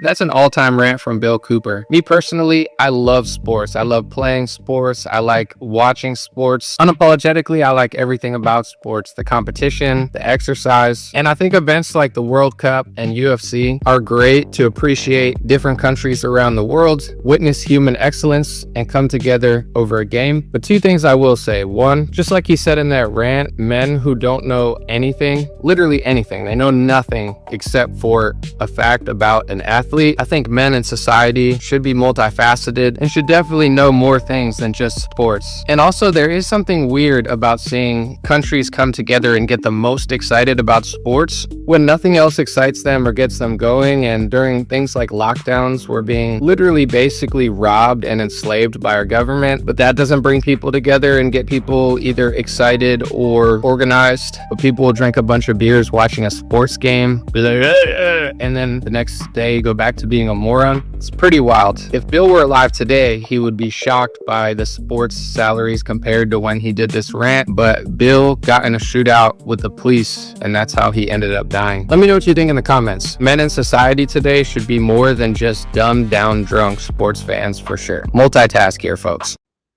Are you saying that my kids can't play sports, Anomaly? How the fuck did you get that from that video? Like, how is that even possible? Like, I like sports. I like watching sports. I like playing sports more than I like watching sports. I think they're great. I love them. But but I also think people should know something else. I heard hold on. Someone sent me this in my Insta DM. Candace Owen mentioned you in Sean Ryan's interview. Had no idea you made her famous. I've done so many things that people don't know, in the sense of, like, I want to say this. Yeah, I mean, no, I'm not gonna let her tell the story. I'm not gonna say I made her famous, but yeah, I helped her super early and definitely helped blow her up at a time when no one knew who she was, or not that many people. But I saw some guy leave a comment on my Insta, and it made me so happy. Not because they were defending me, because I don't like, at this point, I'm kind of numb to like people saying stuff. It doesn't bother me. But he just like accurately said history, and I didn't have to type it myself. I was like, man, I appreciate that so much, because I did a rap video like 4 years ago. They got like 100,000 views on Instagram, and it's good bars, like it's good lyrics. And someone's like, you're getting better, keep it up, you're almost getting good. And then someone left a comment, was like, dude, Anomaly's been rapping since 2008. He went viral before anyone even knew what viral was. They're like, he's like a hip hop innovator. Like he was early in the internet game and has done so much. And he was like, he's not even 40 yet. He's not even done. I was like, bro, I appreciate that. Not because you're like dick riding me and I'm like, oh, I love being, but it's literally true. Like, I'm not here to like talk about myself, but it's like, I blew up when I was 19 years old. I had multiple record label meetings. Like most people just either make stuff up or believe that I'm doing that. But I feel like I'm not even that old, but I've lived like 7 different lives. I've done that. I helped blow Candace Owens up when no one knew she was. I'm grateful that she told the story. I mean, I know I don't need her to say it, and it doesn't matter. It's not like I'm taking credit for it, like I'm so special, but I've helped a lot of people for the right reasons, when no one else would. I've been a crucial part of a lot of people's stories, and I've been a good person. So, I found this black dude, and I'm saying he's black because his comedy is based on him being black. It's not like I need to say what race he is, but he had this video blown up where it was like he's like code switching and acting like super white, and it's super fucking funny. I would give him a shout out if I knew what his name was, but it got like millions or tens of millions of views on Instagram. And I left a comment and I just said like, bro, this is hilarious. And he was like, Anomaly, I'm a huge fan. Thank you so much.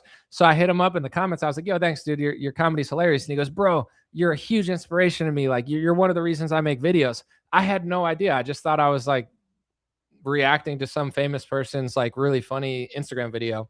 But it's like, I've helped a lot of people. I've inspired a lot of people. And sometimes I need to remind myself that, because like I'm young, but at the same time, I feel old. I mean, I'm older than I was. It's not like I'm fucking like 12 years old, but it's like I've had like 6 different parts of my career where it's like I've done from 2008 to 2012. I was like an underground internet rap phenomenon. I got discovered by Jam Master Jay's sons. They brought me to label meetings, this and that. That never worked out. I moved to Los Angeles. I started rapping, and I already kind of like, I don't know, it wasn't going as well as it was when I was younger. I would say like I had a lot more momentum then. Then I started doing politics, and there's a lot of different stories within me doing politics and blowing people up and putting people on the map.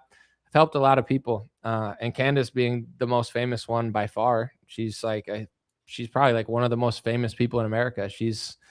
I would say she's probably one of the most popular people. Like I don't think people realize how popular Candace is, because like obviously she has some haters, but when I meet people in person, everyone likes Candace. Everyone wants to know what Candace is doing. Like there's people like Ben Shapiro who has like big numbers, but like I don't know how much of that is really a dedicated audience. Like people know who he is.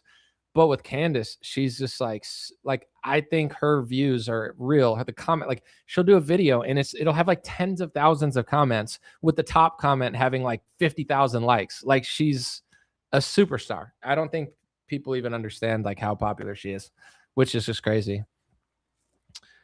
Someone said Anomaly and Candace both came out on Fox News looking super suited up. I only got invited on Fox News one time. I wore a suit. I crushed it. They were like, we'll invite you back. And they never invited me back, but it's okay. I think I started talking about the anti-Semitism laws and they were like, yeah, we can't have this guy on, but it's okay. Someone said she's popular all over the world, for sure. Someone said Candace is goy slop. I mean, I don't know if I would call it goy slop. I think of goy slop more as like pizza bagels or something, but I don't know. Someone said she's almost as good looking as Bridget McCrone. Me and the Hodge twins talked about that, and it's like the point I made on the Hodge twins was I don't think very many people think that Bridget McCrone is better looking than Candace Owens. Maybe you do. And if you do, listen, everyone's entitled to their opinion for whatever reason. But I don't think Trump thinks that Bridget McCrone is better looking than Candace Owens. Like, I don't think Trump believes that at all. Like, if Candace Dick wrote Trump, I think Trump would be like, Candace is the best looking black chick in the world or something, you know? So if Trump is willing to lie about that, it's like, what does he mean? Like, say there's a really hot chick or something that like hates me. I'm not going to be like, you're the ugliest girl in the world. Bridget McCrone's hotter than you. Like, I would never say that. I would just say what I thought.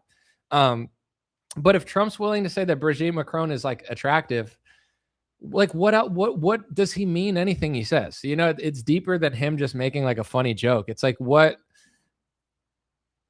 it's like if you like him, you're really hot. If you don't, you're ugly. It's like, all right. So, but I get it. He's trying to strike deals with France. So he's like, your wife is 10 out of 10. Anyway, about that oil. He's like, yeah, your wife could be a model. Macron's like, you really think so? Oui, oui. That's a terrible fucking French accent. I apologize. And I dropped the F-bomb.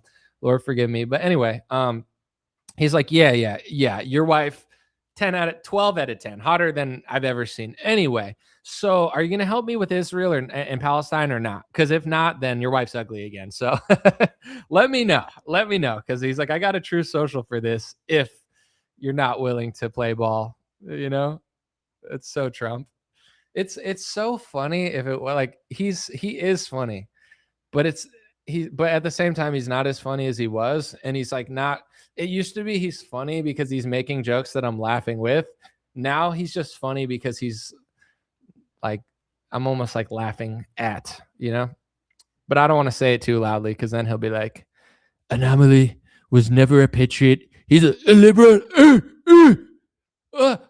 Trump. Oh no, fuck. No, shit. I should never said anything. Damn it. Anyway. Someone said you're with us or she's a dog woman. Yeah. You're a dog. Dude, he'll call people dogs and shit.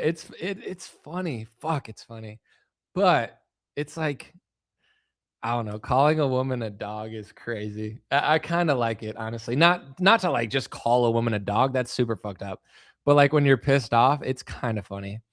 I like calling women harpies. I would never just call someone a harpy, but if they're being like really, really nasty and like evil, I'll just call them like a nasty harpy or something. I prefer that. Calling them like a nasty dog is crazy. You're a dog.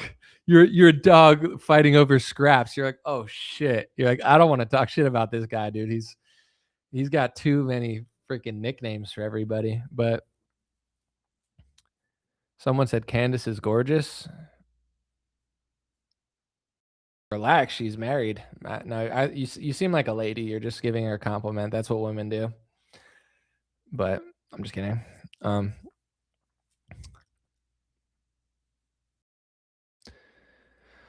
right. Someone said narcissists do that. Don't you think Iran needed a cleanup with some of the ideologies they have? No, I don't think it's art. When you're pumping out as much degeneracy, gambling, pride, obesity, pharmaceuticals, the last thing you should do is run to a country that's not doing as much of those and try to make them do more of those. I think that's evil, you know? But I'm sure if we actually tried to help Iran, we could, but we're not like, I don't think we're trying to help at all. And I don't think we're going to make them better at all. Someone said, I commented on Sean Ryan's show page and said he needs to have Anomaly on now. I'd be down. I mean, I'd be down. It's just like I'm not in a rush because like I don't even know what it will do for me anymore. You know, like I don't know. I'd be down, but I would say like 2 years ago, I'd be like, oh, I really want to be on a podcast. Now I'm just like, if it works, it works. If not, it's okay. This is an important question. What do we think about Owen Schroyer's new look? Well, I like Owen Schroyer. We've never met in person, but I would say we're friends. And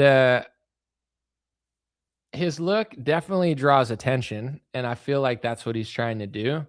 But with that being said, I had to, even though we're friends, I had to challenge Owen because he seems like an athlete. He loves sports as much as me. I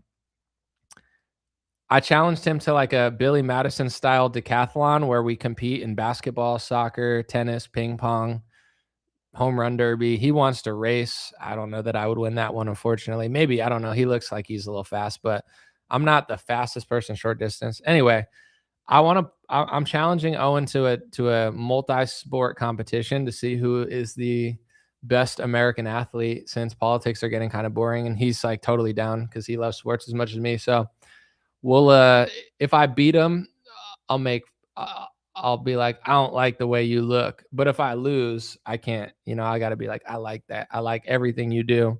Cause when I lose, I can't, what's there left to say? I have to just be like, you beat me fair and square. So it's all on the line for us. So I'll let you know if we actually get to doing it.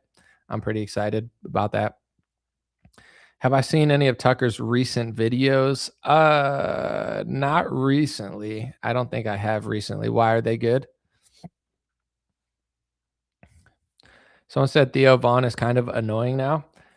I haven't heard his recent podcasts or like what he's saying, but he doesn't annoy me personally, but I don't listen to him enough for him to be able to annoy me. Play a marble match. I do like, I'm so competitive. I love marble racing on Instagram. Like some people just do marble races and I watch it and like pick a marble. I think I have a problem. I'm like obsessively competitive. I love to just like play games all the time. So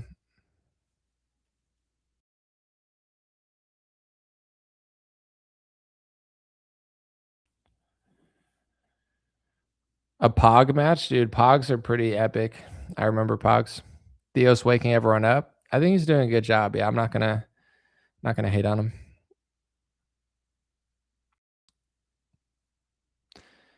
All right, I'm gonna answer a few more. Then let's keep it under 2 hours and 30 minutes. I appreciate y'all. I've done some shorter videos that are more concise. I'm kind of just seeing if people like those. I like going live, but it's a big commitment to stand and talk to my camera. It takes me a little while to warm up now. I don't know why. I think when I'm just not doing it a lot, and then once I'm warmed up, I have fun. But I have maybe like two short YouTube videos I've done in the last 2 weeks, and then I have like a bunch of actual shorts. So I have other content, but Tucker allowed himself to be interrogated by a couple Mossad agents. It was creepy. Did not see that. Someone said it would be hilarious if Theo comes out as some religious angle and starts being a reverend of Christ. I mean, I think he's going to do that eventually, to be honest. I think he's Christian for sure. Glad you did the William Cooper video. Yeah, I'm just trying to get creative with stuff, Sometimes I'll do like a recent story. Sometimes I'll do something that's funny. Sometimes I'll do something that's important. I'm trying to switch it up, have fun with it. The live streams help you prep for stuff like hot swins.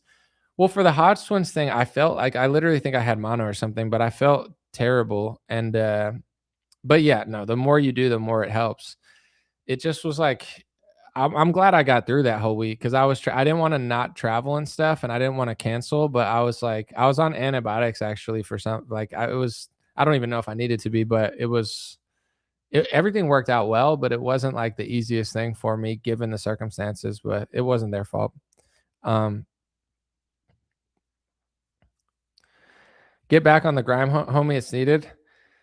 Yeah, like I said, I have a plan to have one person help me with picture posts. Obviously, I would make sure I agree with everything that's being said. It's not like I'm going to just spam posts that I don't want to be posted, But if I'm building a team and I want somebody to do videos and stuff with me, this way, like if I have somebody that can split the editing with me and also maybe like bounce off of, you know what I'm saying? Then I think I could do a lot of content. So my goal, I'm giving myself like 3 months realistically. By 3 months, I want to be a content machine, but I don't want it to just be like me sitting there all day just pumping shit out. I want it to be fun and like flow. This way, if it's fun, it's easy to keep doing. If it's not, then it just becomes like a hassle. So I have all that. Like I know what I know what I'm very good at analyzing and social media, like consulting and all that stuff. So I know what I would tell myself if I was consulting myself. I mean, that sounds super douchey, but you get what I'm saying.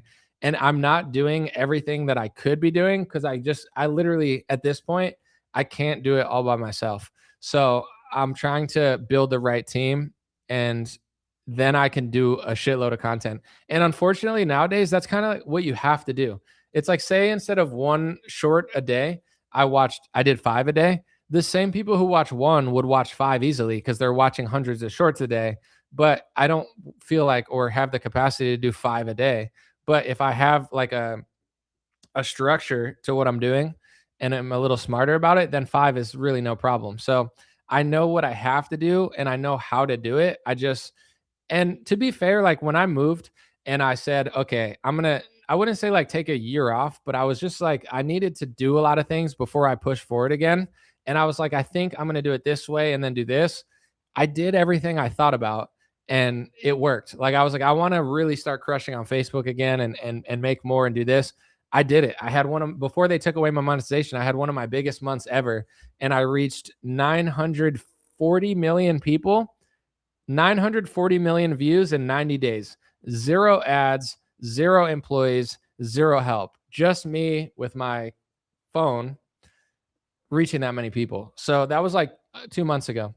So it's like I like to think about things. I like to be patient and then like I like to strike when it's time and it's getting close. So I promise I know I've slacked a little with the content.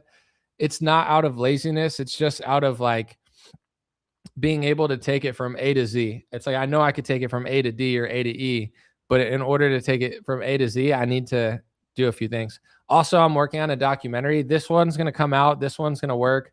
I'm working with someone who works pretty fast and stuff. So that's another thing. Like yesterday, I spent an hour writing kind of like a synopsis for that. So I'm doing stuff, but ball anomaly, that's crazy, bro. I hate that one.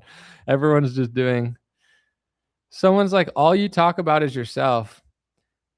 I guess I'm lucky that it's my podcast, right? It's pretty exciting. Should I talk about someone else's life? Do you want to write me an email, tell me your life story? I'll read it aloud or something. I want to talk about myself and what I'm doing now because I haven't been live in a month or two. So I'm just letting people know and just that's what I want to talk about. But if you want, I have probably 10 videos I've done in the last month where I'm not just talking about myself. You can go watch those ones. But at the same time, when I do like a Bill Cooper video, I do that and then I give my perspective usually. That's usually what most people do with social media. Have you ever watched an influencer where they just don't even like give any perspective? They're like, here's what some lady on the street thought, not what I think. You're all right. Well, you could do that. That's definitely like a lane, but Anomaly has no wrinkles filter. Do I look wrinkly or something? Or are you saying I don't have wrinkles? I don't use filters. So if I look like shit, then that's how I look. If I look good, then that's how I look. I can't really tell.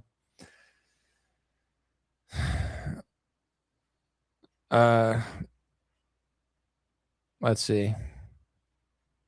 What's the documentary about? COVID. Everything about it. But I don't want to give too much. It's going to be good. It's going to be entertaining, but it's also going to be historically factual. So it's going to be, I'm excited for it because nobody's really documented it, even while I was doing it. One of the reasons, and sorry if I'm talking about myself again, it's only my podcast, but one of the reasons my reporting was so accurate and aged well is because I wasn't lying and I was doing work that most people were ignoring. Most journalists and influencers covered their eyes and said, here's my opinion. Who the fuck cares what your opinion is? Because you're wrong half the time because you're an idiot. So it's like the reason my stuff aged well was because I knew what was actually happening. I told the truth about it. I read it. I researched it. And then I told you factually what was happening. So with COVID, still to this day, most people don't even know what happened. They just think it was just the left or it was just this or Trump's to this and that. No, like everybody's so retarded that no one even knows. So I want to make a historic, like the craziest event in modern history has not been documented at all. It's not been talked about. It's been memory holds. Politicians don't want to talk about it because they did it. Corporations don't want to talk about it because they lied to you and cashed out on it and hurt a lot of people. And then most news analysts don't want to talk about it because it's not fresh and it's like, you know, repetitive and it's in the past. And most people don't want to talk about it because it's traumatizing. So it makes sense. I'm not saying you have to talk about it, but that's what it's going to be about. And it's going to be hopefully one of the best documentaries of the modern era. Obviously, I'm not trying to make a shit documentary. So if I'm doing something, it's going to be good. Will it fall short of that? Definitely could. But, you know, I'm going to try to put my all into it, make it as accurate, as great, as entertaining as possible. So it's not just like a sad documentary or something. Yeah, that's what we're doing. So instead of Anomaly, the time traveler, like the Amy Coney thing is the perfect example. It wasn't that hard to figure out that she was going to be bad. It wasn't that hard. If I could do it, everyone could have done it. It's nothing to do with time traveling. It's just, this is why I get annoyed at influencers and politicians more. This is their job. Like if you're wrong casually, it's like annoying, but who cares? I've done well for myself. People have supported me, watched my content, etc. Changed my life. The least I could do is the best that I could do when I'm doing something, right? If I'm going to say something, it needs to be backed by something, especially during COVID. So it's not time traveling. It's just, why are all these other people famous? Who's making them rich? Why are you supporting? You know, like, I'm not a jealous person, but it's like, why are there people making 10 times, 20 times as much as me when they're 20 times as retarded? They're wrong about everything and they literally lie. I mean, that Graham Allen video was very eye-opening. It's not that I didn't know that this was going on. It's just most people never admit it. Like Dan Bongino worked in the government. Everyone knows. Graham said he did. And he's like, I worked in the Pentagon. Well, now it makes a little more sense. And I don't even know how important his role was. Maybe they just saw he was a bootlicker and brought him in for a little bit to get him more on their side, or just, you know, use this audience, or I don't know what they were doing. But it's like, you really have to ask yourself who's who. Why are people doing it? Are people doing it because they work for the government? Are people doing it because they're paid to do it? And that's why I also really like that Bill Cooper rant, because he's like, they're paying these people massive salaries. Yes, they generate money, but really it's like they're generating money and attention to somewhere that isn't really that important. And everything he said about that is true. So it's like, if I'm doing news and I have to work 1,000 times as hard to make a lot of money, but someone else can pretty much do nothing, reach just as many people, and make 20 times as much, like, how and why are they making so much money? Like, what are they do? You know, say they post a lot of content and make 6 figures a month doing content. How much of their content is accurate? How much of their content is left? Trump is amazing. Don't question our side. It's just the left. If that's the point, that's why they're, you know, and then it's like, now these people want to sponsor them, and now these people want to do this and that. So it's like, that's what I want people to understand more than anything, is that I'm not a time traveler that's just getting stuff right because I'm just so great and amazing and everybody else is like inferior. I'm actually trying. It's like an NBA player who's like betting on his games and he's like purposely missing rebounds. He's purposely missing, you know, like, it's not like that's what's going on in politics. A lot of people, they're purposely doing something for a reason. Some people have an ethnic or religious agenda, not for America. Other people are knowingly or unknowingly working for someone where, like, say Matt Walsh, this is why, even though I like him, he annoys me maybe the most, even though he's one of my favorite people at Daily Wire. I know he knows. I know he likes America. I know he doesn't care that much about Israel because he's American, and I know he knows everything that they're doing. But he just talks about it with 1/1000th of the energy that he does anything else, because that's how he makes his money. If he worked by himself, he would be talking about the Israel lobby as much as me and Tucker Carlson, because it's like a focal point to everything that's going on. It's the reason why Republicans are completely useless. It's who they work for. It's who they're getting paid by. It's like trying to make guacamole without avocados. It's not possible. You have to talk about avocados. So when Matt Walsh doesn't really talk about the Israel lobby that much and plays dumb, like, every time, and then once a year he talks about it, he knows, whether he admits it to the public or not, his road to what he's doing now would get a lot harder if he talked about that. Everyone wonders, and like, it's not a competition, but it's like, oh, Candace Owens sounds like you now. Oh, Tucker Carlson sounds like you now. Oh, why does Tucker Carlson sound like me 6 years ago now when he leaves Fox News? Because he doesn't work for Fox News. When Candace stopped working she actually started doing it at Daily Wire, which is super, super based and brave. But it's like, whoa, now she lost her job. Like, isn't it obvious? Isn't it obvious why Matt Walsh doesn't say it? Isn't it obvious why this is what everyone wants to talk about as soon as they leave corporate media? You're not allowed to be there if you talk about these topics. And as soon as you leave, it's all you want to talk about, because it's literally how everything works. It's the reason I wasn't probably on certain news corporations 20 times. It's the reason they had me on once, said I did a great job. They wanted to bring me back. Well, now they'd rather have on some, like, Jewish chick who has no talent, who's like, I'm cute. Israel. It's all about Israel. I lived in Israel. I love Israel. I'm going to Israel. That's who gets to go on Fox News every day. It's not a coincidence. They're not more talented. They know that they'll go there and do their job, which is brainwash boomers into selling out their future to Israelis. That's how all of this works. That's the reason I'm saying this so passionately. That's what I want all people to know, because same with my videos when they're really going viral and being effective.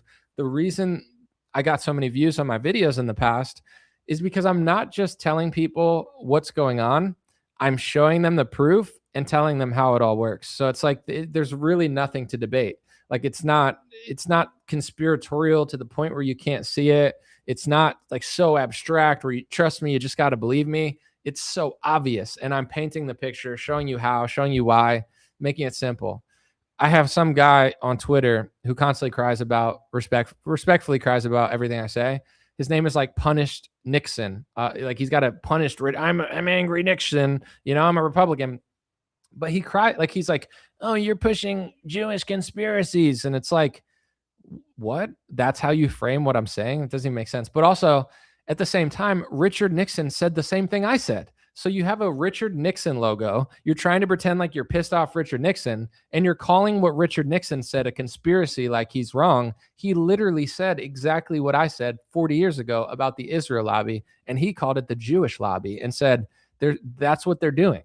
It's not like a secret. Nixon knows. Everyone knows. Like, literally, even Trump talks about it. It's not even that hard. Like, why at this point would you even get mad at that? Like, that bothers you? I can't believe you said this. What did I say? Repeat what I said. Repeat exactly what I said. If you repeat exactly what I said, it's literally true. So what's the problem? Like, why is that, Anyway. Thank you, Eddie. I appreciate it. I don't understand how people still follow Brandon Talmud. It fascinates me, right? And a lot of it is consistency and good content and being present and just doing a lot of stuff.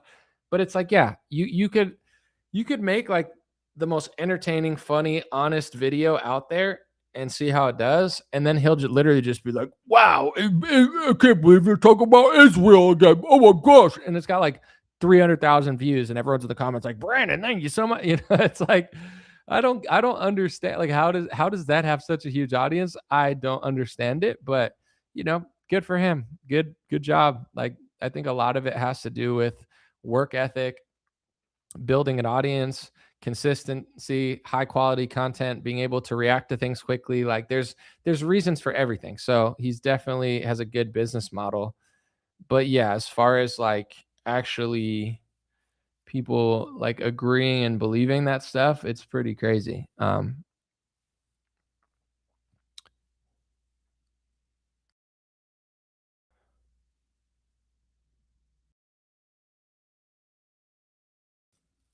right. I'm gonna roll out. Appreciate y'all. God bless you. God bless your family. God bless America. God bless the world. I'll probably do another live stream at some point, but I do like this. Like, let me see how the one video I did real quick. I haven't even really checked, but I did one. Let's see. I did one about Trump and JD Vance. I said, are Trump and JD Vance standing up to Israel? It was 20 minutes long. It's got like 10K views, but it's one of those things when I do long forms like these, it's fun. It does decent over the course of a day or two, but it really has like a peak. So I would say strategically, it's just really not the smartest video to do business wise, even though I enjoy it. That's why I do live streams. But I'd really like to get into the flow of doing like 4 or 5 10 to 20-minute videos a week because they have replay value. So it's like a week, 2 weeks later, they're still building. We're like a live stream, it just the relevance of it kind of like ends pretty quickly. So that's something that I'm trying to do. I did 2 the other week. One did well, one didn't do that great, but I just think it makes more sense. Like I only have so much time in the day, and in 10 or 20 minutes, I could be super concise, super accurate, super to the point. And also it's like an easier to rewatch sort of video. So someone said, "Stop kissing the wall and you won't catch mono." That was the problem, dude. I just made out with the wall. I was just like, "Someone give me money, APAC, anybody, RJC, Miriam," and nobody did. It was a waste of my time. But appreciate y'all. I'll be back soon, and hopefully you enjoyed.